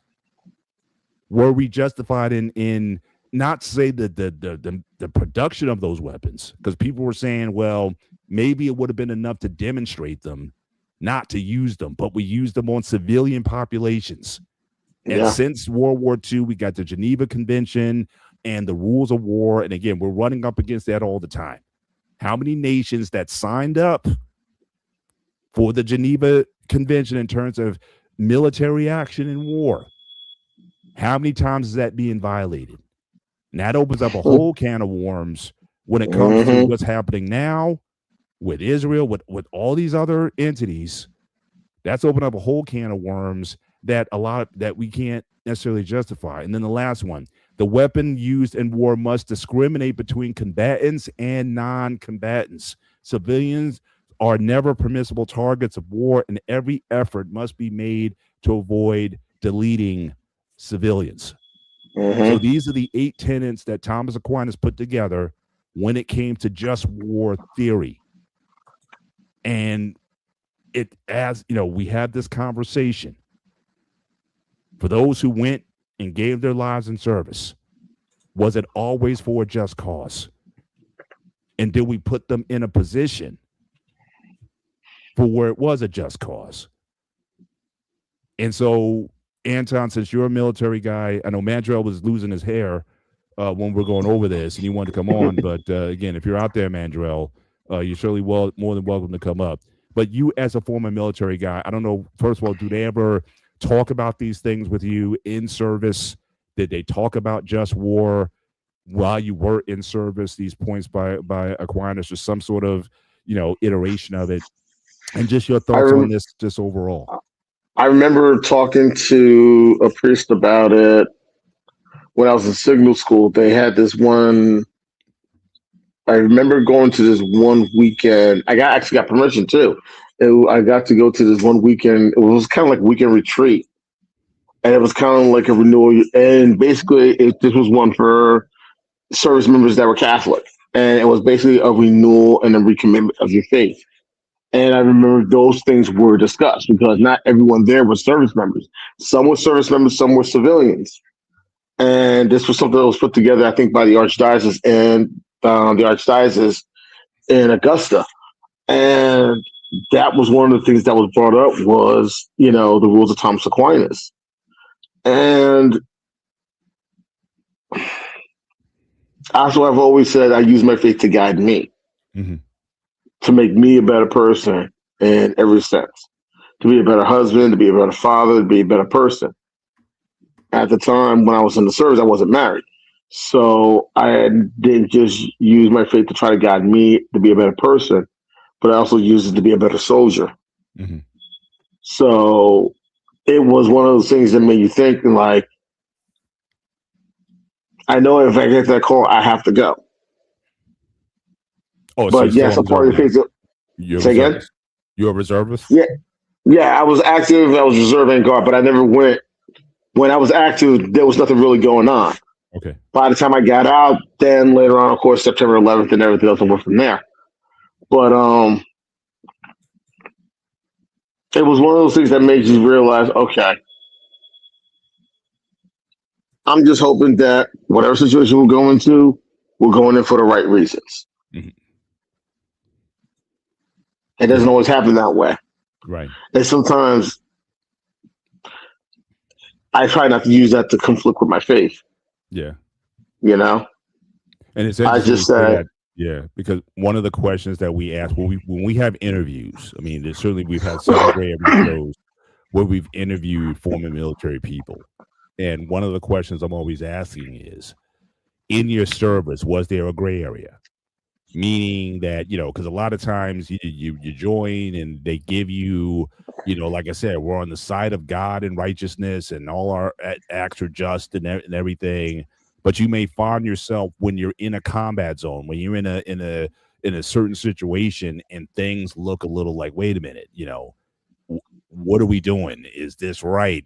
Like you said, it can mess with your faith sometimes when it comes to doing certain military actions. And again, when you talk about Vietnam and there was some major court cases over command actions. I forget there was a captain, I forget his name, that was tried because basically soldiers was trying to say, look, our commanders ordered us to do this, and it came to a point where they had to do some revisions. Like, no, I mean, again, not to get political again, but it came up recently in the past year where you had talking about you as a soldier, you cannot obey an illegal order. And that makes a lot of heck with people in the administration and elsewhere for simply citing. I'm not surprised about that in the military code. I'm not surprised about that. Certain individuals got their feathers ruffled because of that. The thing I tell people is, if you are given an order that basically, in other words, if you are given an order that jeopardizes the well-being of yourself and the well-being of others, you can refuse that order. You don't have to follow orders that justifies that will jeopardize your well-being and the well-being of others around you. And perfect example in a movie, The Rock, the scene in the washroom with the Navy SEALs and the Marines. And Ed Harris, who played General Hummel, kept telling the SEALs, Commander, you must, safety your weapons and place them on the deck. And the team kept saying, I can't give that order. And he kept telling them, you need to give him that order. I refuse to give him that order. I will not give that order. I would not give that order. I refuse to give that order. And then, unfortunately, all hell broke loose. That's an example of it. You had two superior officers of their respective groups. General Hummel gave him a direct order. The SEAL team leader knew that was an order that was going to jeopardize the well-being of himself and his men. And he said it. You damn well know I cannot give that order. And he kept insistent, I will not give that order. Because he knew if he gave that order, it could cost him his life, and it could cost him the life of his SEAL team. Mm-hmm. That, I tell people, that's the one example right there I use when I tell people, if you're given an order that jeopardizes the well-being of yourself as well as those around you, you can refuse to follow that order.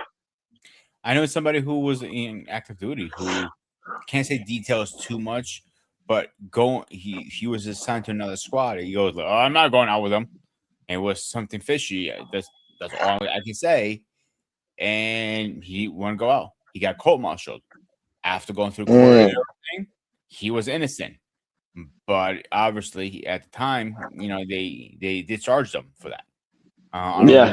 Because he still refused an order no matter what. So that's a catch-22. Right. Anton, you know this better than I do. Like, you can refuse an order, but you're going to get also smoked in the back burner. Yeah, that's the downfall. And that's the messed up part is what you're going to face that most people don't know about. Unfortunately, the quote unquote politics of it. Yeah, that's the thing most people don't realize. Yeah. Here's the thing that most people don't realize either: higher rank you get, more politics it becomes in the military, or on higher rank positions. And they're getting to the point now, like they're already over 20 years. They're close to 30 years. I'll say they're in it. They cannot wait to retire. How bad the politics in the military is worse than worse than fucking DC. They say. Yeah, I have a friend, one of my brother's friends. I mentored him before I got out, and we stayed in touch. He was telling me about some stuff that happened when he was in Afghanistan, when he was in Iraq. He was frustrated with a couple of things, and every time he's had some issues, he called me up. We talked, we chopped it up and everything else. And when something good happened, he gave me a heads up, like, hey, you were right, this, and this, so on and so forth. He's just about done. He already gave 20. He already has his 20. And he's like, yo, this new army it's for the birds. And I said, I remember when we were the young pups and we heard the OGs say this new army stuff was for the birds. Now we're on the other side of it. So I don't blame you for feeling that way. And unfortunately, it is. It really is. And we don't like getting political, but when you look at the current administration, and you look at the current Secretary of Defense, I refuse to use that other title that he loves to use. That plays a role in it.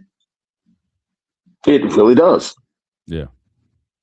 And ironically, the SecDef actually spoke at the graduation at West Point. And when he said what he said, I was like, this is why I'm glad I'm not in it anymore. Yeah. Because while he tries to be motivating, a lot of the stuff that he's mentioning is pure BS. And I feel like he tries too damn hard. Yeah. And now let me ask you a question, because I know we're on this topic right now. I'm a personal believer, if you're going to serve any public office, politics, of course I'm talking about, you should at least serve some type of military. National Guard, Air Force, yada, yada, yada. You agree or disagree with that term? My statement.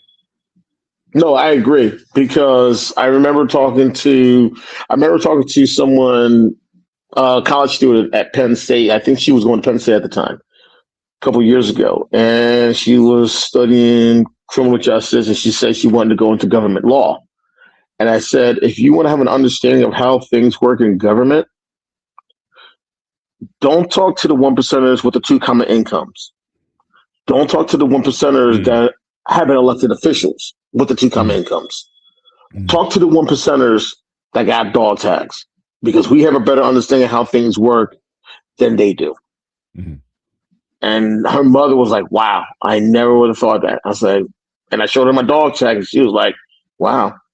I said, seriously, you see anyone with a dog tag, no matter what branch they're in, however long they were in, if you want to have an understanding of how things work, talk to one of us, because we'll tell you the things that most people don't even realize.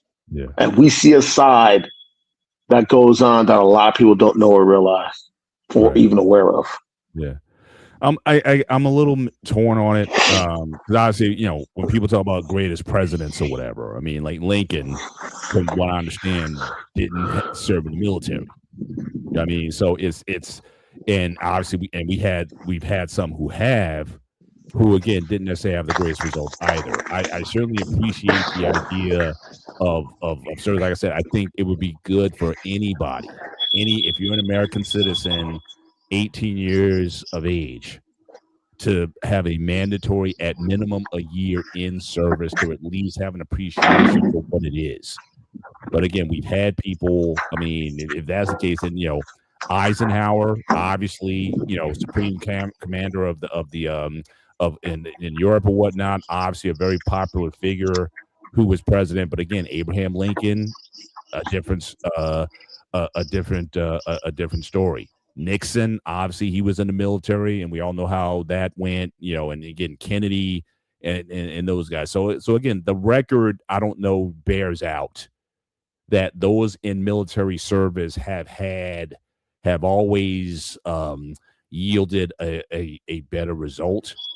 But I appreciate, like I said, just in general, I think it just does a lot of good for a human being to recognize and understand what's involved.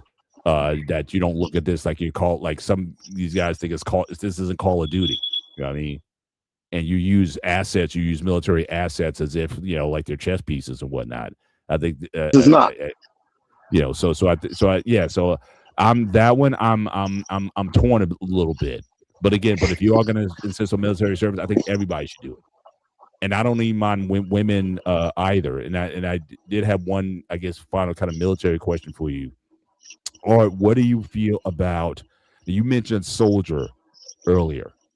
Now, obviously, in the military, to support the entire industrial complex, you have people who are enlisted, but they serve in a lot of different roles that are non-soldier specific.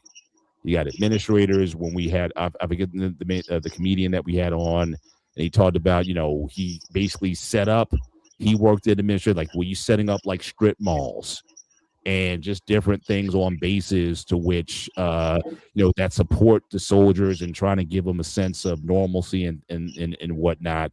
Logistics teams, basically. Right. Do you, especially when it comes to Memorial Day, or certainly when we talk about veterans and saluting veterans, and when people talk about, I'm a veteran, well, what'd you do when you were in the military? I think you had a comedian, I think, who's the white comedian? Oh, geez, I'm having a brain freeze. Tall white comedian who he only dates black women. I forget his name. He just got married. He just got married.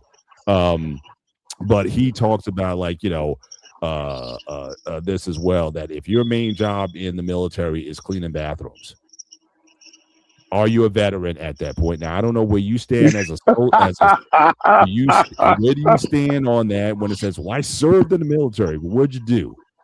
I was a desk officer or something. You were a desk jockey. Yeah, so you were a clerk.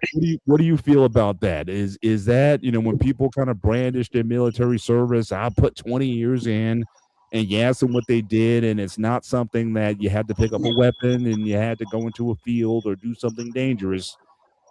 Do you make that distinction, or the fact that you're enlisted, you're a service person, or whatever? Honestly, I'm sorry, Anton. Look, one of the guys we had a guest on our person hangout, Frank. He's in the service, but he never shot around at anybody. Yeah. So I'm saying, for the guys who have. So again, this would be a great Mandrell question. I may ask him the next time he comes up, because he has no regard for the SEALs, basically. So that's what he is. But I'm just wondering, even if it's your team, okay, it's the Army, if it's your team, but if the person doesn't have what you may consider sweat equity in the game, how do you feel about those people when they talk about their military service and credentials, and they show their photo?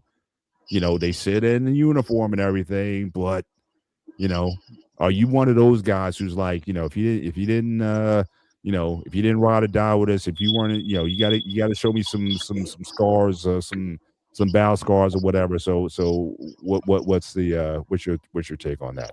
Not everyone is going to be 11 Bravo, which is infantry, or 19 Delta, which is a cavalry scout. So you do need people to handle the logistics and a support role and everything, and setting up our AO, area of operation. You need those individuals. You need people to make sure that our weapons are good. You need people to make sure that, that we're fed, we're hydrated, You need people to make sure that we have sanitary, we have, a sanitary environment. You need people to make sure that we got power. You need people to make sure that we got fuel. You need people to make sure that all our vehicles and helicopters are up and running and repaired. Everyone plays their role. Yeah. Everyone does their part. So up, see, And he's gonna do this to us. So first of all, shout out to our guy Terry from Philly. Okay, fly Eagles fly. So again, good luck. You guys stole my wide receiver in the draft, so I'm just saying that was a shady move by your GM. Right.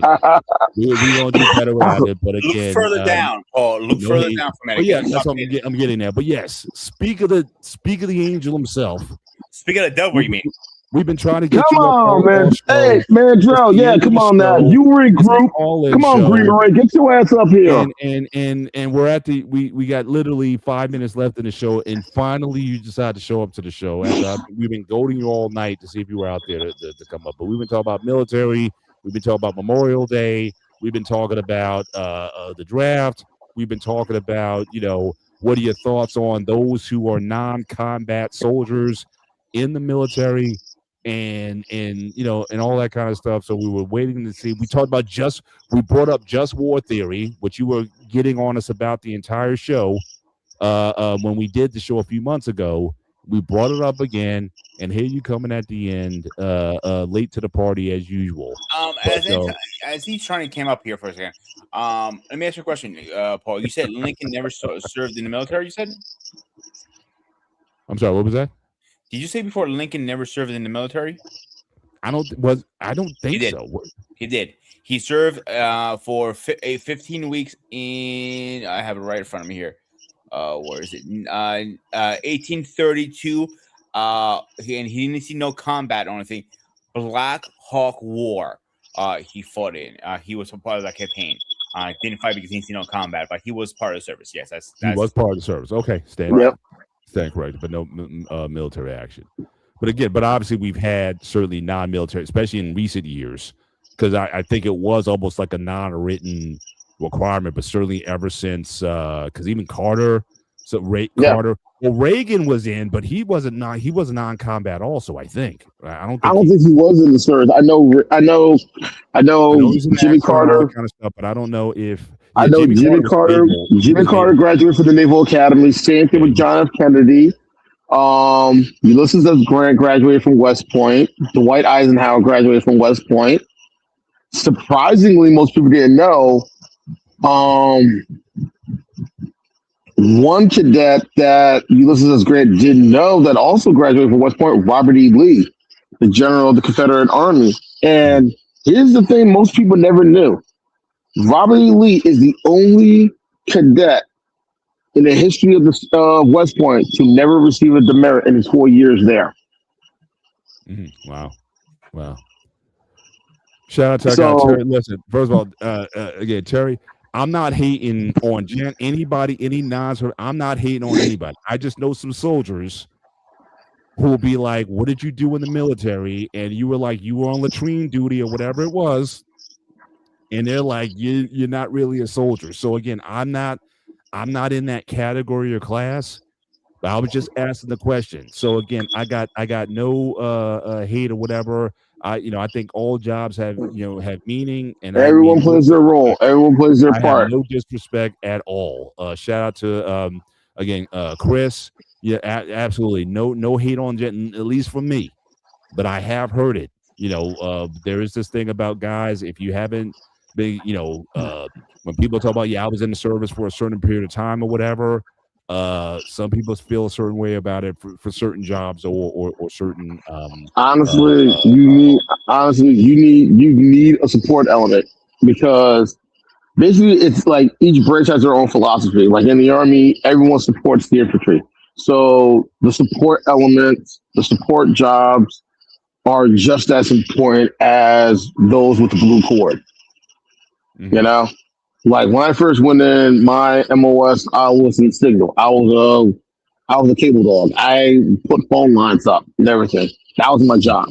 I was the one that helped set up communications, set up the antenna farm, things like that. Make sure everyone was there to have communication from the AO when they went and did their recon, or did the convoys and everything else.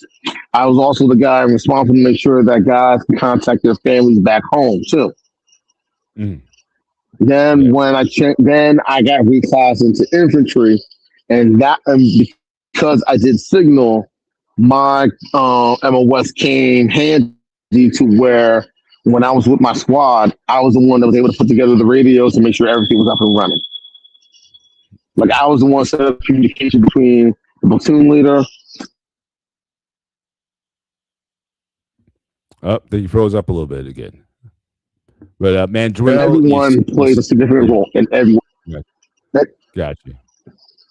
and I mean, yeah, you do get some guys that I think because, if you weren't, the snake eater is here.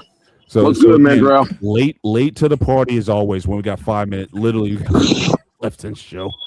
But how you doing, sir? Okay, can you hear me? Yes, we can. Coming in with Charlie. Yeah, my camera's not connected, but yeah, I'm doing well. I'm doing well. I think that Usyk was given a gift. I agree with that. Whether he actually lost the fight or not, I'm not. I want to go and score that because at first glance, I'm just saying, just right now, at first glance, it seems like he lost. I mean, he got it brought to him. He might have won, but I want to watch it again. You know what I'm saying? I want to watch it again and just to see. But yeah, that was a good fight.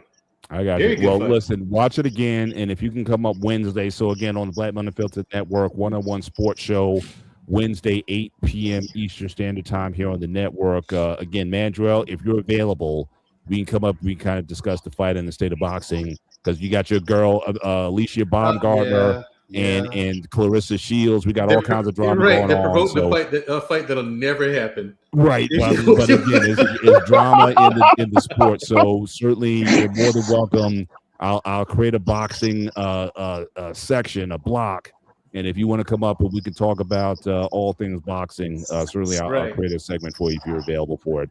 But yeah, man, we've been chopping it up. But again, just real quick as we close out the show, just your general thoughts on Memorial Day. In general, that's really what the driver of the show was. Again, is it commercialized? Do people even care anymore?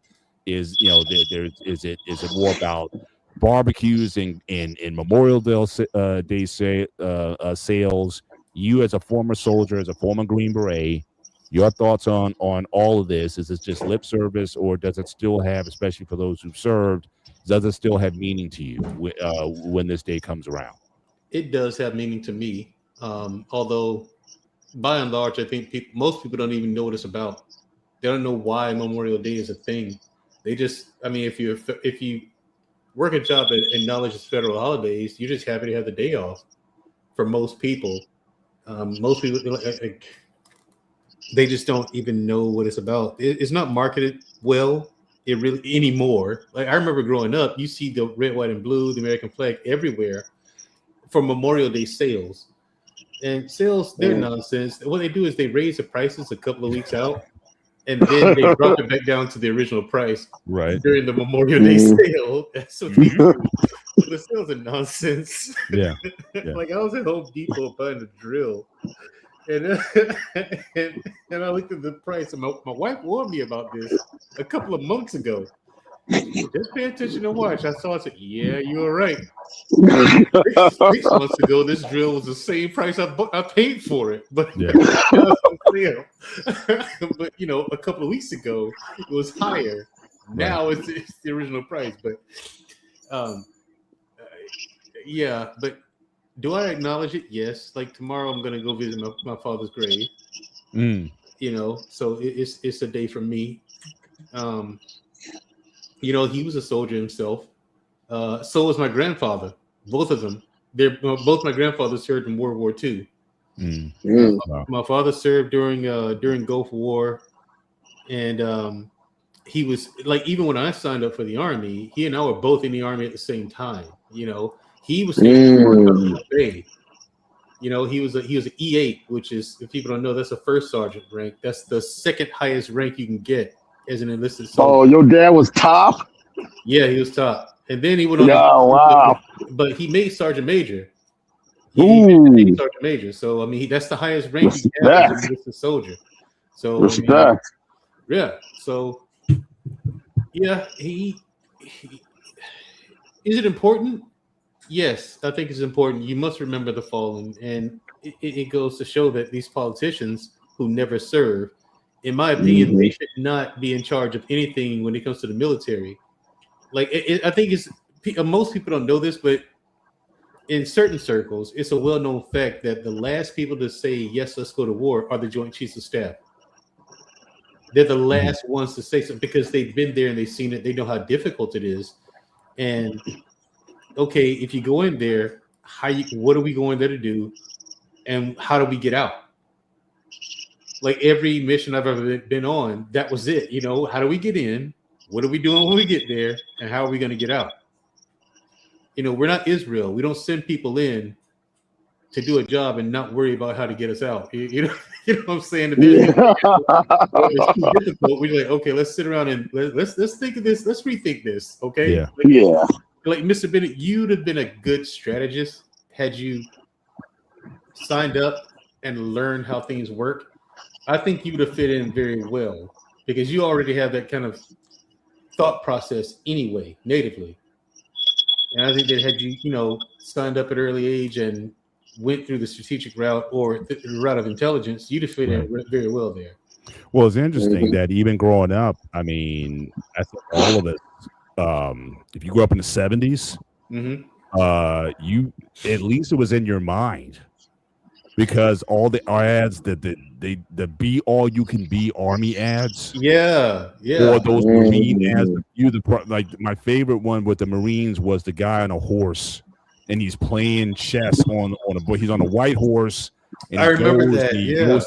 I remember. And the king bows or whatever. He throws his sword in the air. Lightning strikes on. He transforms like He-Man, but instead of turning to He-Man, he has his Marine uniform on. Then they do that twirl at the end. And he flicks it up to view the proud Marines. Again, those ads back in the day were such where I think if you were a kid, all of us thought about it. We played with army men. We thought that this was just rappelling out of the helicopters. We thought it was just like the coolest thing. And so like we were saying earlier in the show, I wouldn't mind having some sort of minimum coming out of high school. You give at least a year of yourself in military service, at least go through basic training, at least do something. I think it'll teach you a world of it'll give you a world of good just to have that discipline and appreciation. I think if more people did that, then when it came to Memorial Day, at least you would have more respect for it. But as we said earlier in the show, most people don't know the difference between Memorial Day and Veterans Day. If you ask the average person what the difference is, they can't tell you. But if you had to go in for a year and just take it up, and then you can go to college. And I don't even mind if you give some incentives. You serve 1 year, you get some credits that you can apply if you want to go to college or a trade school or something like that. I don't mind some carrots to incentivize people, students to do. I know you got the GI Bill and a lot of those things, but if you're gonna give a year of your life in service, then I think I don't mind giving you a little something at the end. I really don't. But I think all of us thought that at one point, and then but when you started learning things about if I go into this, and I may go into, like I said, with Vietnam especially, is this going to be is this going to be the right decision? And I think for a lot of people, I think they really soured on the idea of joining when all these losses, because since World War II, the American track record in the theater of war has not been great, no matter how much they promoted otherwise. And so I think that's what also soured a lot of people on it. But I still think having a year in, men and women, I think would do, especially for younger generations, I think it would do a world of good for people. But I say, personally, I say 2 years minimum, not just 1 year. I say enough. I say two. I say minimum. Or at a minimum, if you're gonna do that, let them get something out of it. I say a minimum of 2 years. And so you guys don't think so? What? How long is basic training camp? About 3 months. Okay, so you get 3 months there, then you learn. I mean, what? I guess because Anton, you said 3 years. So again, what are you going to get out of 2 years that you couldn't get again? An accelerated type of program, if you will, that you couldn't get out of a year, knowing that boot camp is only 3 months. Either one, Anton or Mandro. Oh, well, here's the thing. Basic training is 3 months, but how long is AIT? It varies. But You know what I'm always saying? Right. That's what I'm getting at. Like how long you spend at AIT varies. It depends on the job you got. You know what I mean? So some jobs are, a few months long, a few weeks long. Some months, or some jobs are a few months. Some jobs you might be in there a year or two. I get You know it. what I mean? So just it kind of varies. BS. What are you going to get out? It's the longer you're in, the more it sticks. The values and the lessons you learn, things like that. The longer you're in, the more it sticks. A lot of people. What I'm saying is, you can have a floor. So again, because obviously you're going to have people in the military who are going to be in for longer, right? You sign up for 2 years or whatever whatever deals that are tied to the lens that you're in. I'm saying there should be a floor. So you might do your 1 year and get out, or you may want to stay in for a couple more years if they give you more sticks and carrots at the end. I'm saying you can have, because like you said, it depends on the program, so that you could have like a base program that should take you a year, maybe 18 months tops to finish. If you want to leave now, you can. If you stay in, as you said, these are people who want to be officers, who want to have a career.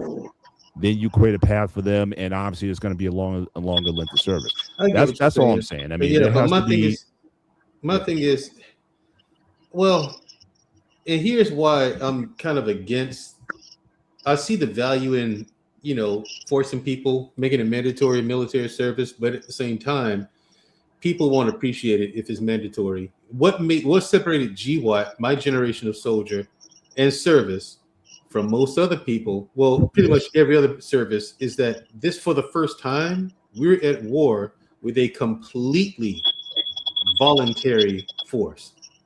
100% from start to finish, all 20 years, completely voluntary. It wasn't just a conflict like Desert Storm was. Desert Storm was not an actual war. That was just a big operation that lasted a few months. I'm talking about we were at war for 20 years. It was a completely volunteer force. So therein lies, therein lies the difference. Mm-hmm. There's a different level of appreciation for people who chose to do that voluntarily over and over again than someone being, okay, you've been drafted. This is what you have to do. You don't have a choice. Right. So, and I'm saying, and I still think that would still be the case. Like I said, I don't think that experience will be taken away from someone who, again, if you choose this, but even for the mandatory, I still think there's a net benefit to it. Maybe some discipline. Maybe the fact that you learn how to make your bed every day. You know what I'm saying? But especially when you look at a lot of young people today, they're just certain skills. They're just certain things that they just haven't been taught. Right, they haven't been taught, and they never learn. We hear it in these relationship talks. Like I don't listen to it anymore. Yeah. I don't even watch the content anymore, to be honest, because the more I listened to it and I actually put thought to it, I was like, yeah, none of this is actually going to work in a real relationship. Mm-hmm. It's no. But these are things like social skills that people have not learned. They don't know how, and I get it. There is a net benefit to it. I agree with you there. My question would be on the back end, the aftermath. What actually? I know what our goal would be, and there are some who are gonna get there, and that goal will be met. But there's gonna be backlash too. What's that gonna look like? You see what I'm saying? Yeah. So, are we really going to revere and appreciate soldiers, or is it going to be watered down because it's now mandatory as opposed to being voluntary? Gotcha. Because they try to market it. They try to market soldiers in military service these days like they never have. It's just done in a different way. I still think they need the commercials like they used to have. Yeah. Now they're making like a video game. Like I think one of the more recent Army ads I saw, especially when it comes to cyber. Yeah, It's almost like we want to recruit gamers because they do. because Yeah. so yeah, They but do, that's yeah. the ad. It's not the guy, you're jumping out of a helicopter into the water and got to swim the shore, get into a fast boat or something like it. Like they're taking away the physicality and they're saying the wars of the future. We're going to need analytics. We're going to need, cyber. We're going to need all these things. So again, the physicality seems to be being taken out of it now. And again, I understand that piece that it needs to be added, but I don't want to take away necessarily the physical, because I think there's value in that physical training and that physical discipline and endurance that you also need to develop. It's not an either or thing with me. I think it's an and. Yeah, right. And It's correct, and that's the big hoopla when it comes to guys. When it comes to the conversation of women in combat arms, serving in a combat arms role, that's the rub. It's not that we don't want women in combat arms. We do. We don't. Honestly, we don't care.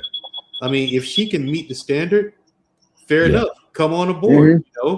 The problem that we have, especially in special operations, is when you lower the standard. Yeah. Absolutely not.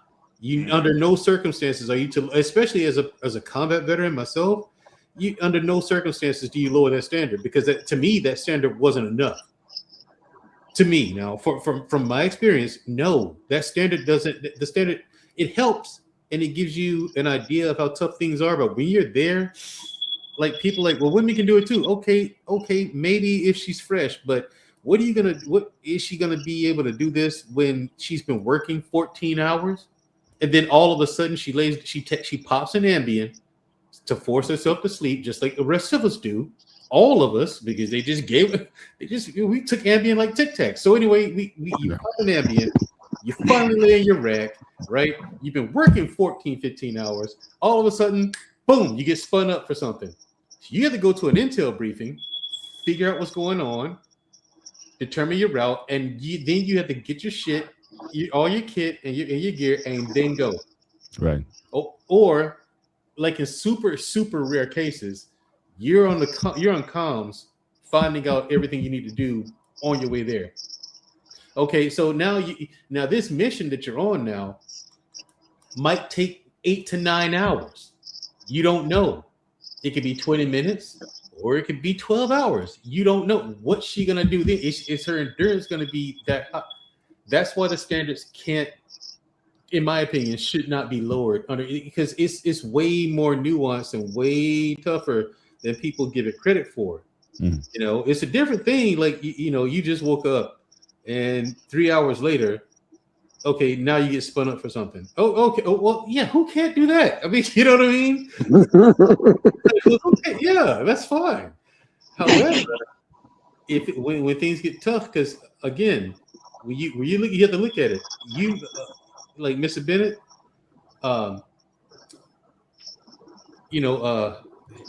Sipowicz might go down.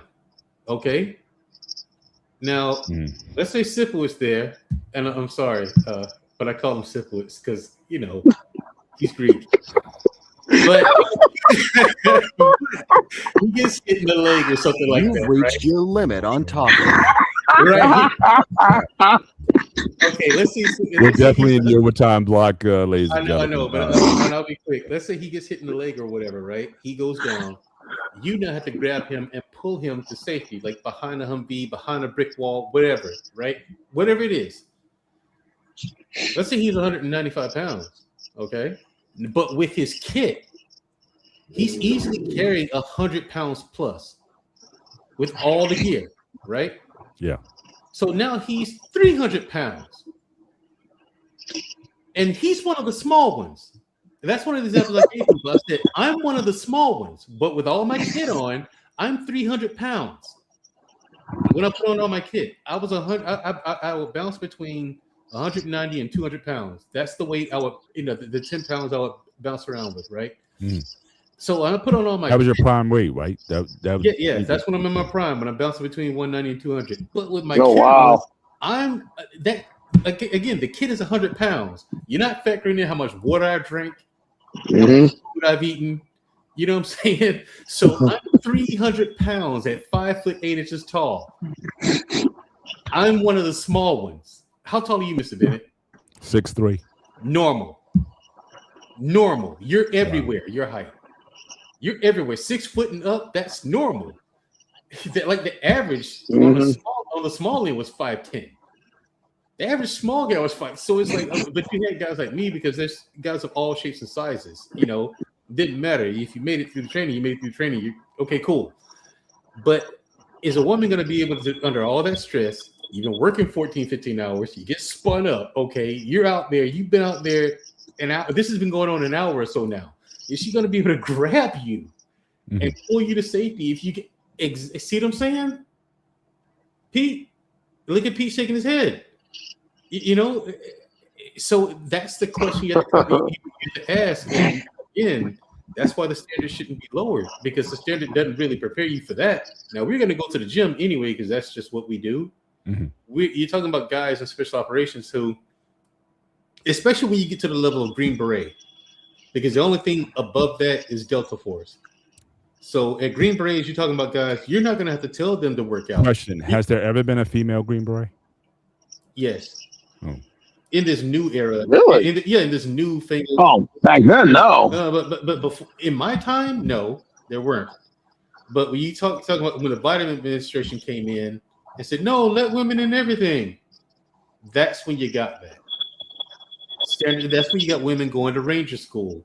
But here's the thing. Yeah, she made it to Ranger School. But if you had any idea how much help these chicks got to make it through that, you know full well it is completely unfair. Pass Ranger School, you didn't do everything everyone else did. You did. We've been talking about putting women in infantry since the last Bush president. And I always to make them snipers, to this. And I asked a woman once, straight up, just, can you put a round down range, knowing you save your unit when that kid is only 8 years old? The answer was no. Now, as a guy, I'll ask you anytime, and all you guys, could you put a round down range to save your unit? My answer is yes, immediately. Yeah, I've done it. You talking about, because I don't. You got to understand what you did. I know you did it. I'm asking the other guys on the panel who had not done it. Okay. All right, Chris, one more time. Would you put around in the 8-year-old kid to save your team members? Yeah. A woman wouldn't do that. That's their nature, unfortunately. Most women won't do that. And the thing is, the good news about being a Green Beret, like if you go to Rangers, you don't have to go through psych evals. You don't have to do that. You just have to just not quit. And believe me, there's a reason why the attrition rate is so high. It is brutal. It is tough. It really is tough. Okay, going through Ranger assessment and selection. It is. When I was in, it was called RIP. RAS you talking about? Now they call it RAS, I believe. Yeah, that was called RAS, Ranger Assessment and Selection Program. But when I was in, it was RIP. It's the same thing. It is like everyone I know who started off as Rangers and then moved up to Green Beret. They tell you, look, RIP was no joke. You know, basic training, it was whatever. It was kind of a joke. Airborne school, yeah, it was. It demanded a lot, but kind of a breeze. Guys would get drunk and short the formation, and run 5 miles. Okay. Still drunk. But anyway, but it's like when they got the RIP, no joke. They were like every day. It was just brutal every day. So my thing is, you make it through that, and you go to Green Berets. You know what I'm saying? You're talking about a guy. You don't have to tell them to go work out. You don't have to tell them to do correspondence courses. You don't have to tell them certain things, because those are things we want to do. So we're going to go do them. So that's why everything is different. When you're at work, everything is focused on everything else. No one cares about your PT scores. You're going to pass that. But I think I got off topic. What was your question? So before we move on to what you were saying, 70% of people who do the selection for special forces, Green Berets, Rangers, or whatever, drop out. Yes, 30%. they quit. Because, not because they're physical, not because they can't do the training, not because they can't shoot a rifle, it's because they break mentally. You have to be mentally tough to get through these courses. And the thing is, what I think I told you during my interview, what got me through is my perspective on things. Like number one, basic training, I picked up on what's going on. Okay, they're pushing us through this stuff, but they can't kill me. You know, all I have to do is just keep trucking, keep moving, do the best that I can. They can't kill me.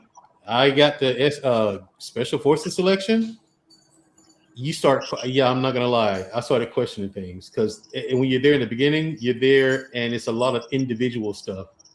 You're on your own, you know, and you have to land nav through the woods at night. And you start questioning when you do your land nav. You know, you do your land nav. You get your grid coordinates. You shoot your azimuth, and you're hitting. Stories about that. No problem. And so when you're heading in that direction, let's say that thing might be 6 miles away from you, right? Let's say you're 4 miles in, you know, and you're going through the woods. You're like, I've been walking a long time. Am I headed in the right direction? Did I miss it? And the thing people don't realize also during selection, it's rare when this happens, but it does happen once in a blue moon. People do die during selection sometimes too. Yeah, there's you hear all kinds of things too, man. You hear about guys getting bitten by snakes and stuff out there. It didn't happen when I was there, but I mean, these are things you hear about. But at the same time, like Peter just said, it's the mental portion that really does get people, because when you start questioning yourself, oh shit, that's when you're in trouble. But with like when we did the final test, the whole thing, and I didn't know this at the time, but the whole course was 52 square miles. I didn't know that though. But I'm going through this thing, and one point is way further than the other. Like this point might be closer to you than the next point might be. You just don't know, and no one's going to tell you that you're doing a good job. There's no feedback. Hey, am I at the right point? Show me where you were. Show me where you are. Mm-hmm. Okay, now over there, underneath that rock, those are your next grid coordinates. Okay, so am I making good time? Do your best. No. How long we been out here? Good luck. There's no encouragement. There's no discouragement. You get nothing. You know what I'm saying? Man, Drew, I think that's the reason what's called 3 weeks in hell. What's that? Going through selection. Going through selection. Yeah, it's just you don't know. You don't know until the event's over. You know what I'm saying? So you start. It used to be 2 weeks. People don't realize. It used to be 2 weeks. Now it's 3 weeks. When I went through it was 2 weeks. But when you start the event, Mr. Bennett, and the sun's going down, but when you finish, the sun is coming up. Yeah. And then you still got shit to do that the whole next day, and it's like, oh my God. But then you finally get sleep. You know, and then they only let you get like 4 hours at a time. Yeah. It's the mental portion that Pete's right. It's the mental portion that gets you. You got some guys out there who are some studs, but I mean absolute studs doing amazing things, making amazing times, but they quit. There are people who played in the NFL. NFL professional athletes come to SF selection and quit. They don't make it. And people don't realize one major thing. When you're going through this course, it's not the time. They just want you to finish. That's all they care about. And this is the funny part. I'm a civilian. I know this shit. No, they care about the time. They do care about the you care about the time, but they're not going to tell you. They're not going to tell you that. But here's the thing. They're not going to tell you how fast you're moving or how slow you're moving. You know, but they do care if you make the time, you make the standard. Okay, we're going to move them to the next thing. And the thing is, that's why you have a lot of people who go through the entire 2 weeks. When I was in, it's 3 weeks now. They go through the entire thing, pass everything, but they don't get selected. Yup, I heard about that. They call it a 14-day no select. They call it. Yeah, that's a thing too. So there's other things that they look for. I know. Some people, because the first thing they do once you actually, before you begin the Q course, they give you a psych eval, which is ridiculous. It's long as fuck. They actually ask ridiculous questions. So when's the last time? So Pete, When's the last time you've been with a woman? They'll ask you questions like that, right? That's Then like fair. 50 questions later, they'll come back to that question or something like it. And they go, hey, Paul, how often is it that you fantasize about having sex with a man? Like, they'll ask you those, man. They'll do it.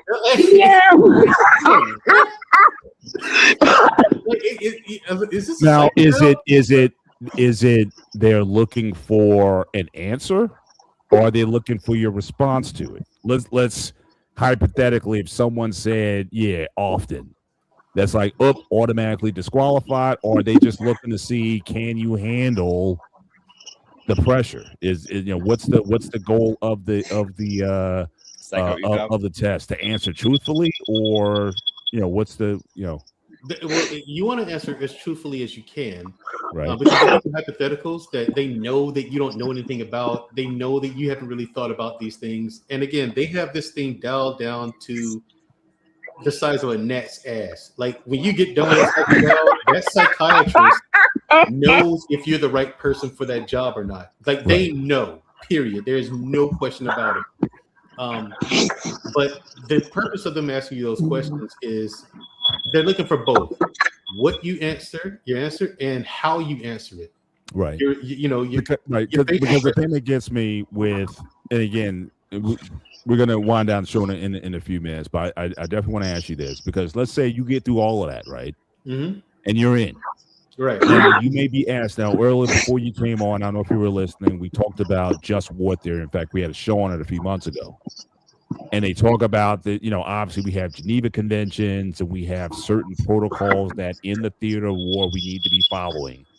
And we can always question, and we can, rules of engagement, and we can, certainly in recent decades, really, not even years, but decades, we can question whether or not a lot of the acts of any military, whether it be ours or Israel's or whoever the military is, we can certainly ask some questions about some of the things that go on. But when you're in this elite position, what is your mindset when it comes to the acts that you do, the taking certain orders?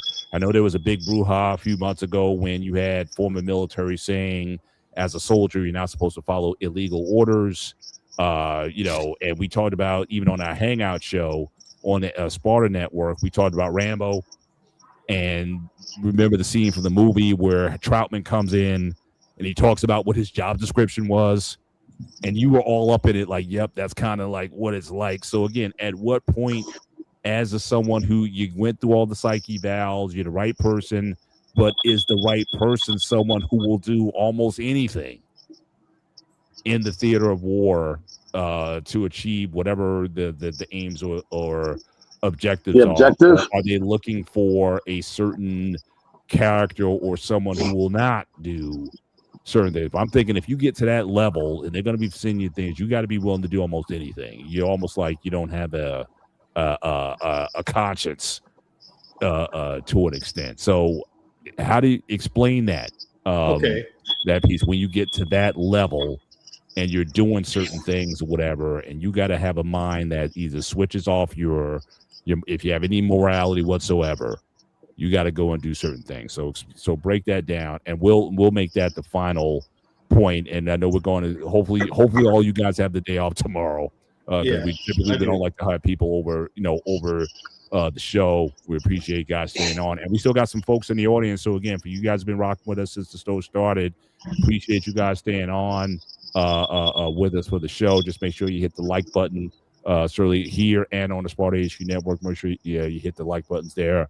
But certainly as we start to land this plane, I want to give Andrell the floor, since he's out of all of us, he's got, he's been certainly in the most extreme, I would say, theaters of war out there. So break that down for us in terms of what that looks like for a soldier in a position like yours to do the sort of things that you've done in service to your country.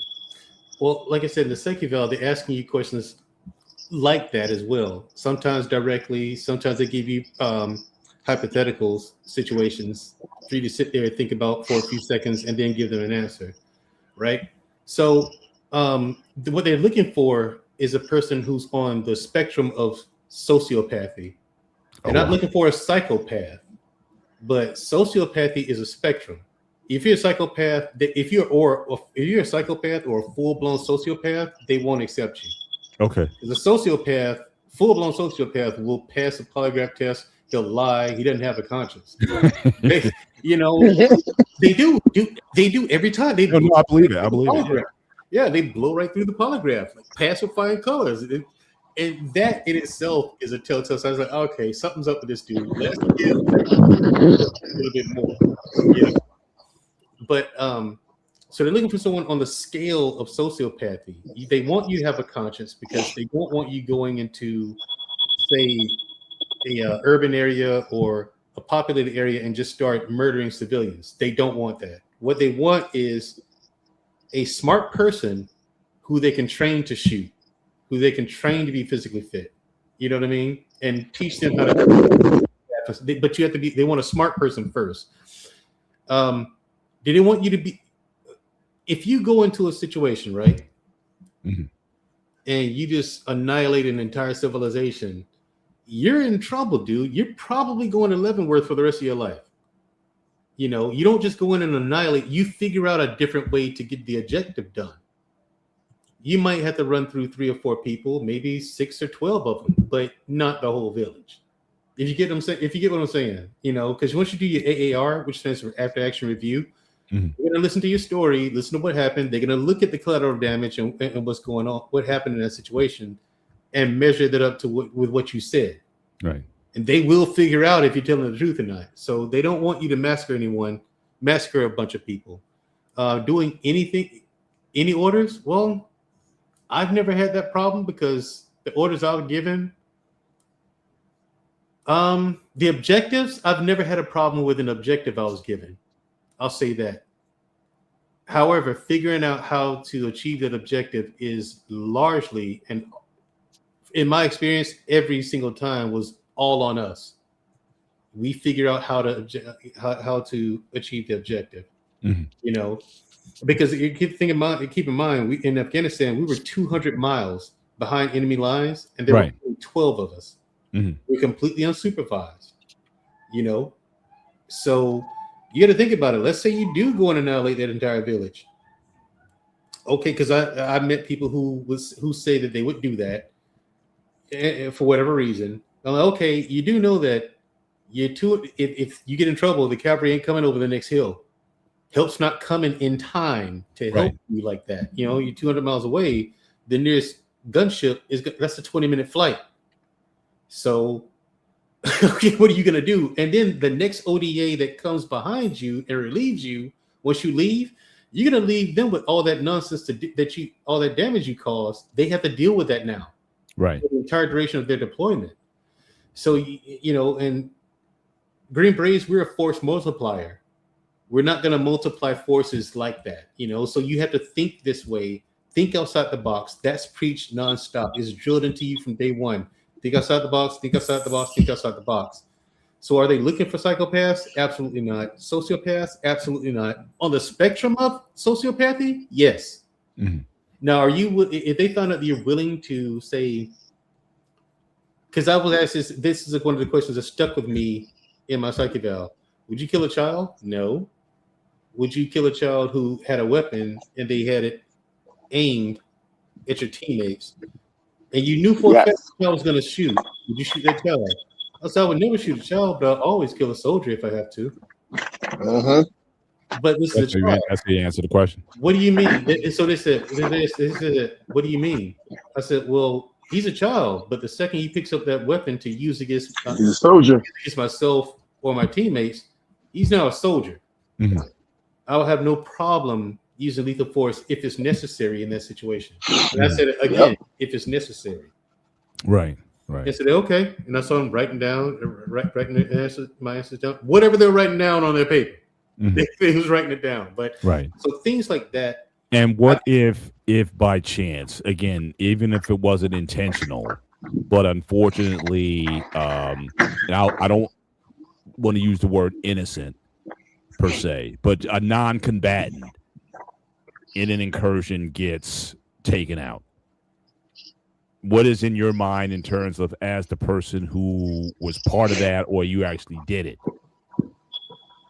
What's the mindset like in terms of, is the sociopath spectrum as such where you're like, oh well, it happens, or how, do you process that a little bit differently than other people? What happens in those situations? Because again, those things happen. We know, again, there's been recent news about things that have happened. Bombs have been dropped on schools and all this other kind of stuff that goes on. But in your mind, how do you get over that for the next action, for the next mission, or get into the next level that you need to get to? Oh, in the moment, it doesn't bother me at all. Shit happens. You know what I'm saying? So you as far as like, I recognize that, hey, this is a bad thing. This should not have happened. I wish it didn't. Let's figure out a different way of going about whatever we have to do to prevent more of this from happening. That's where I'm in the moment. In the moment, like if it happens once, okay, maybe we're doing something wrong, or it might have been unavoidable. It depends on what's going on, what else is going on in that situation at the moment. But in the moment, are my feelings hurt? No, I don't feel the least bit bad about it. Right. I'm in war. Civilians make it hurt. That's something you deal with later on, afterwards. You know what I'm saying? Right. Yeah. So about in the debrief, I guess. Yeah. In the after action review, you sit there, you talk with your teammates, and okay, what happened? Let's run this over. Let's go over this again. And you and your teammates, you might go over that stuff 100 times just to make sure that no one screwed up and this really was an accident. You know what I mean? Because that's not what you want. It's even in the mission, it's not what any of us want. So that's what I mean by this. They're looking for someone on the spectrum of it, because I want to do the right thing. I don't want to hurt innocent people. But at the same time, if it does happen, does it stop me from doing the rest of my job? Do I freeze up? Do I break down crying in the middle of this? Or do I keep moving? Do I keep soldiering on and complete the mission and get home? Yeah. So, it's so that's where it is. You just, if you got some people like I think his name's Latrell, that Navy SEAL who was in The Lone Survivor. What the Mark, SEAL Mark, yeah. That guy, the real story behind that is he did bitch up. He gave up during the fight. He did run off and leave his team to die on that mountain. That's the real story. You know what I'm saying? And there's tons and tons of absolute failures from the Navy SEALs, but you see how the government spins it into some kind of success or whatever. But then you have movies like Black Hawk Down, and it looks like the Rangers lost. You know what I mean? The way the movie goes, it seems like the Rangers lost. But the thing is, the death toll was like 42-1. For every Ranger that was lost, like 40 of the Somalis died. And on top of that, what you didn't see, because the movie ended, was after that, like it was that battle was just as intense as that movie implies it was. It was ridiculous. Yeah. So I met a few guys who were on that mission. Some guys from Delta, some former Rangers too, but they were out for blood, absolute blood, the day after. You know what I'm saying? Like they were gonna rain hell down on that entire city. Now that's when you're talking about holding back the dogs from going scorched earth and annihilating everything. Yeah, you had a whole Ranger battalion, and you had like 4 Delta squadrons. They wanted to annihilate that entire city into nothing. Right. Now, especially after what happened with you on the board, and that's why. Now, from a profile perspective, is that the sociopath perspective, or have they gone full, psychopath or whatever at that point? No, they're sociopaths still, because they were able to. They didn't just go out and do it anyway. They were able to. You can hold on to that motivation, but apply it in a logical and practical way. Got it. But be methodical, be practical, be logical about it. Yeah, you have your feelings. You feel what you feel about it, but that doesn't mean you're gonna go out and do it. It manifested. Yeah. I got it. Yeah. We're gonna wind down the show now. Mandra, again, first of all, you owe us a part 2. We said a time ago we had you on. You owe us a part 2, so we can get more into. I want to hear more of these stories that you're talking about. So again, we definitely need to set that up soon and have you back on for part 2 of your interview here in the Gray Area. And again, if you want to talk about the boxing scene, Wednesday, 8 p.m. Eastern Standard, make yourself available for that. If you're going to be on, I'll create a block for you. We can talk about all the drama that's always in boxing. But at the same time, it wouldn't be boxing if there wasn't drama. So, right. So That's true. so I wouldn't, so definitely looking forward to that conversation. But any final thoughts, certainly before we wrap up the show? Yeah, let me throw mine out there. Last point you want to make before we get out of here? Yeah, people, I've done so in my absence. I've been back and forth to Washington and Langley. So I'll say about where I've been and what I'm doing. That's all I'm gonna say. Whatever you're thinking this administration is doing or is about, whatever it is, however bad you're imagining that it is, I'm telling you from firsthand information, it is far worse than you think. That BS. Now Joe Kent, he resigned, as you know. The thing is, I've known Joe Kent since the early 2000s. He was a Green Beret in 5th group. I was in 7th group, but I've known him since then. I actually know him personally. Yeah. I knew he was going to retire. I just couldn't say anything. I wasn't allowed to, Right. I knew she was coming too.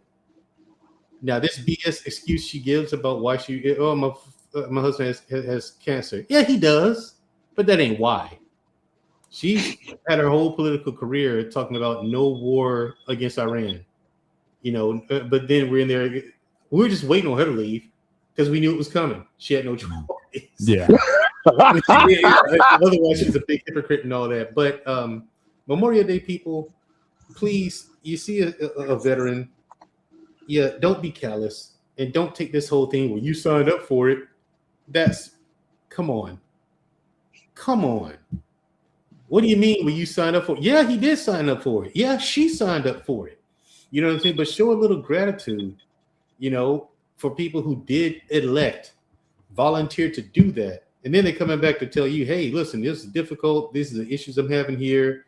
Okay, that person might need a little help or advice. You don't know what your advice might do for that person. 22 of us commit suicide per day. Per day. Ask yourself, what's causing that? And if you can give them some words of encouragement, if that's all you have to offer, give them that. You might not be able to give them 50 cents. Cool. But say, hey, look, I appreciate you. I appreciate your service. That goes a long way for a lot of people.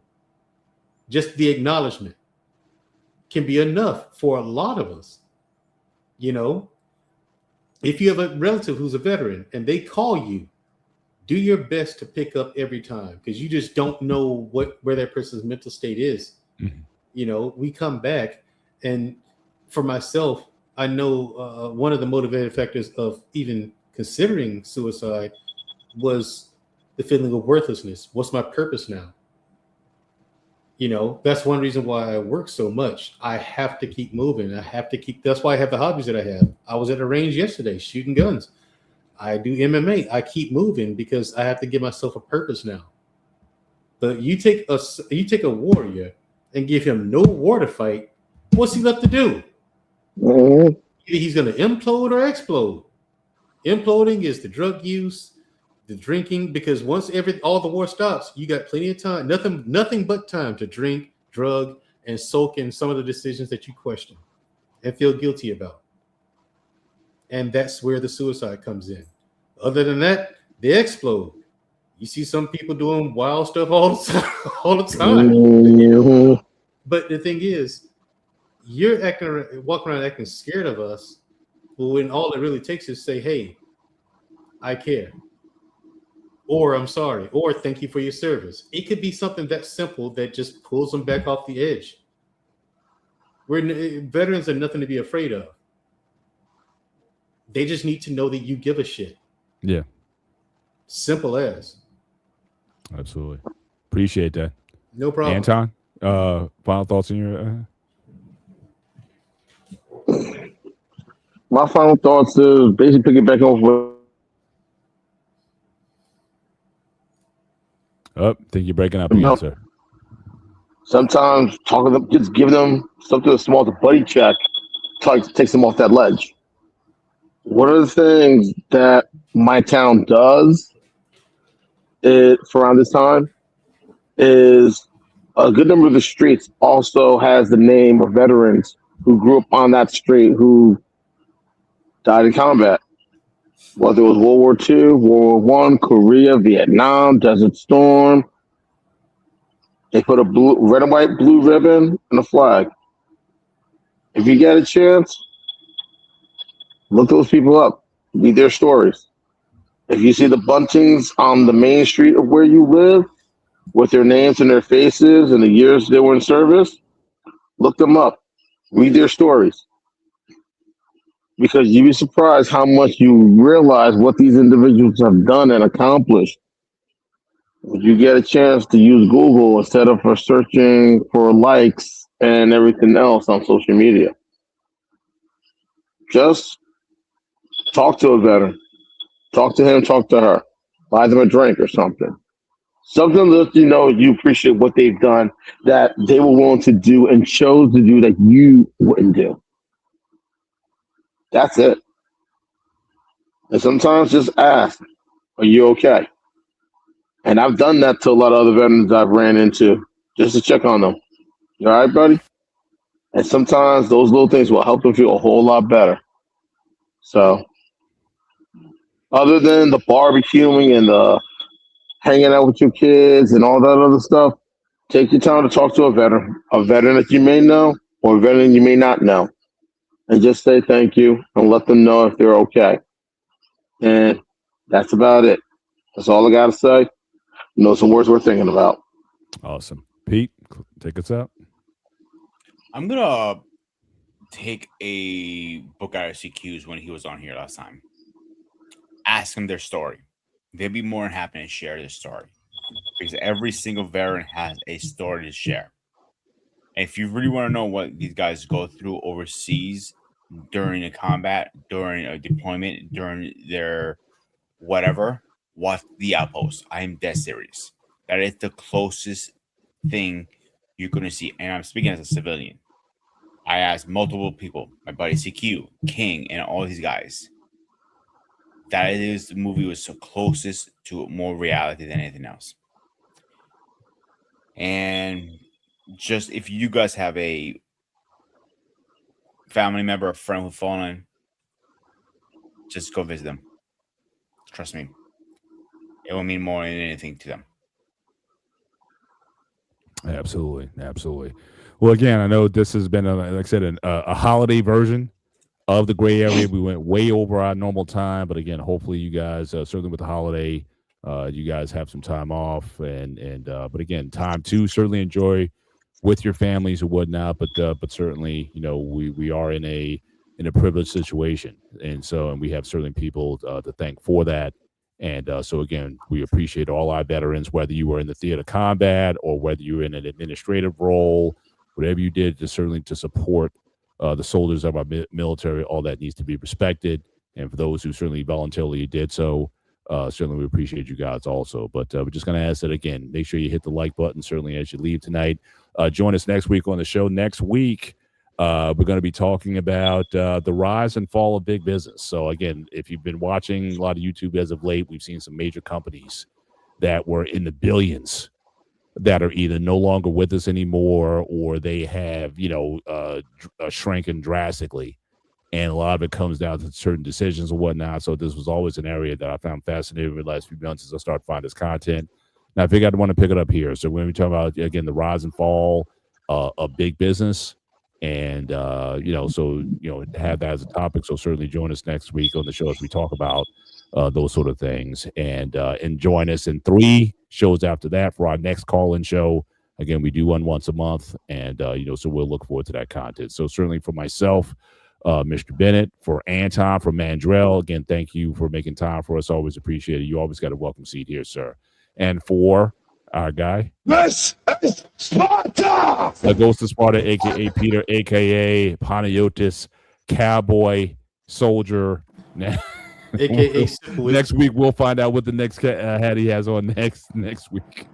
But certainly, by part I couldn't do the show without him.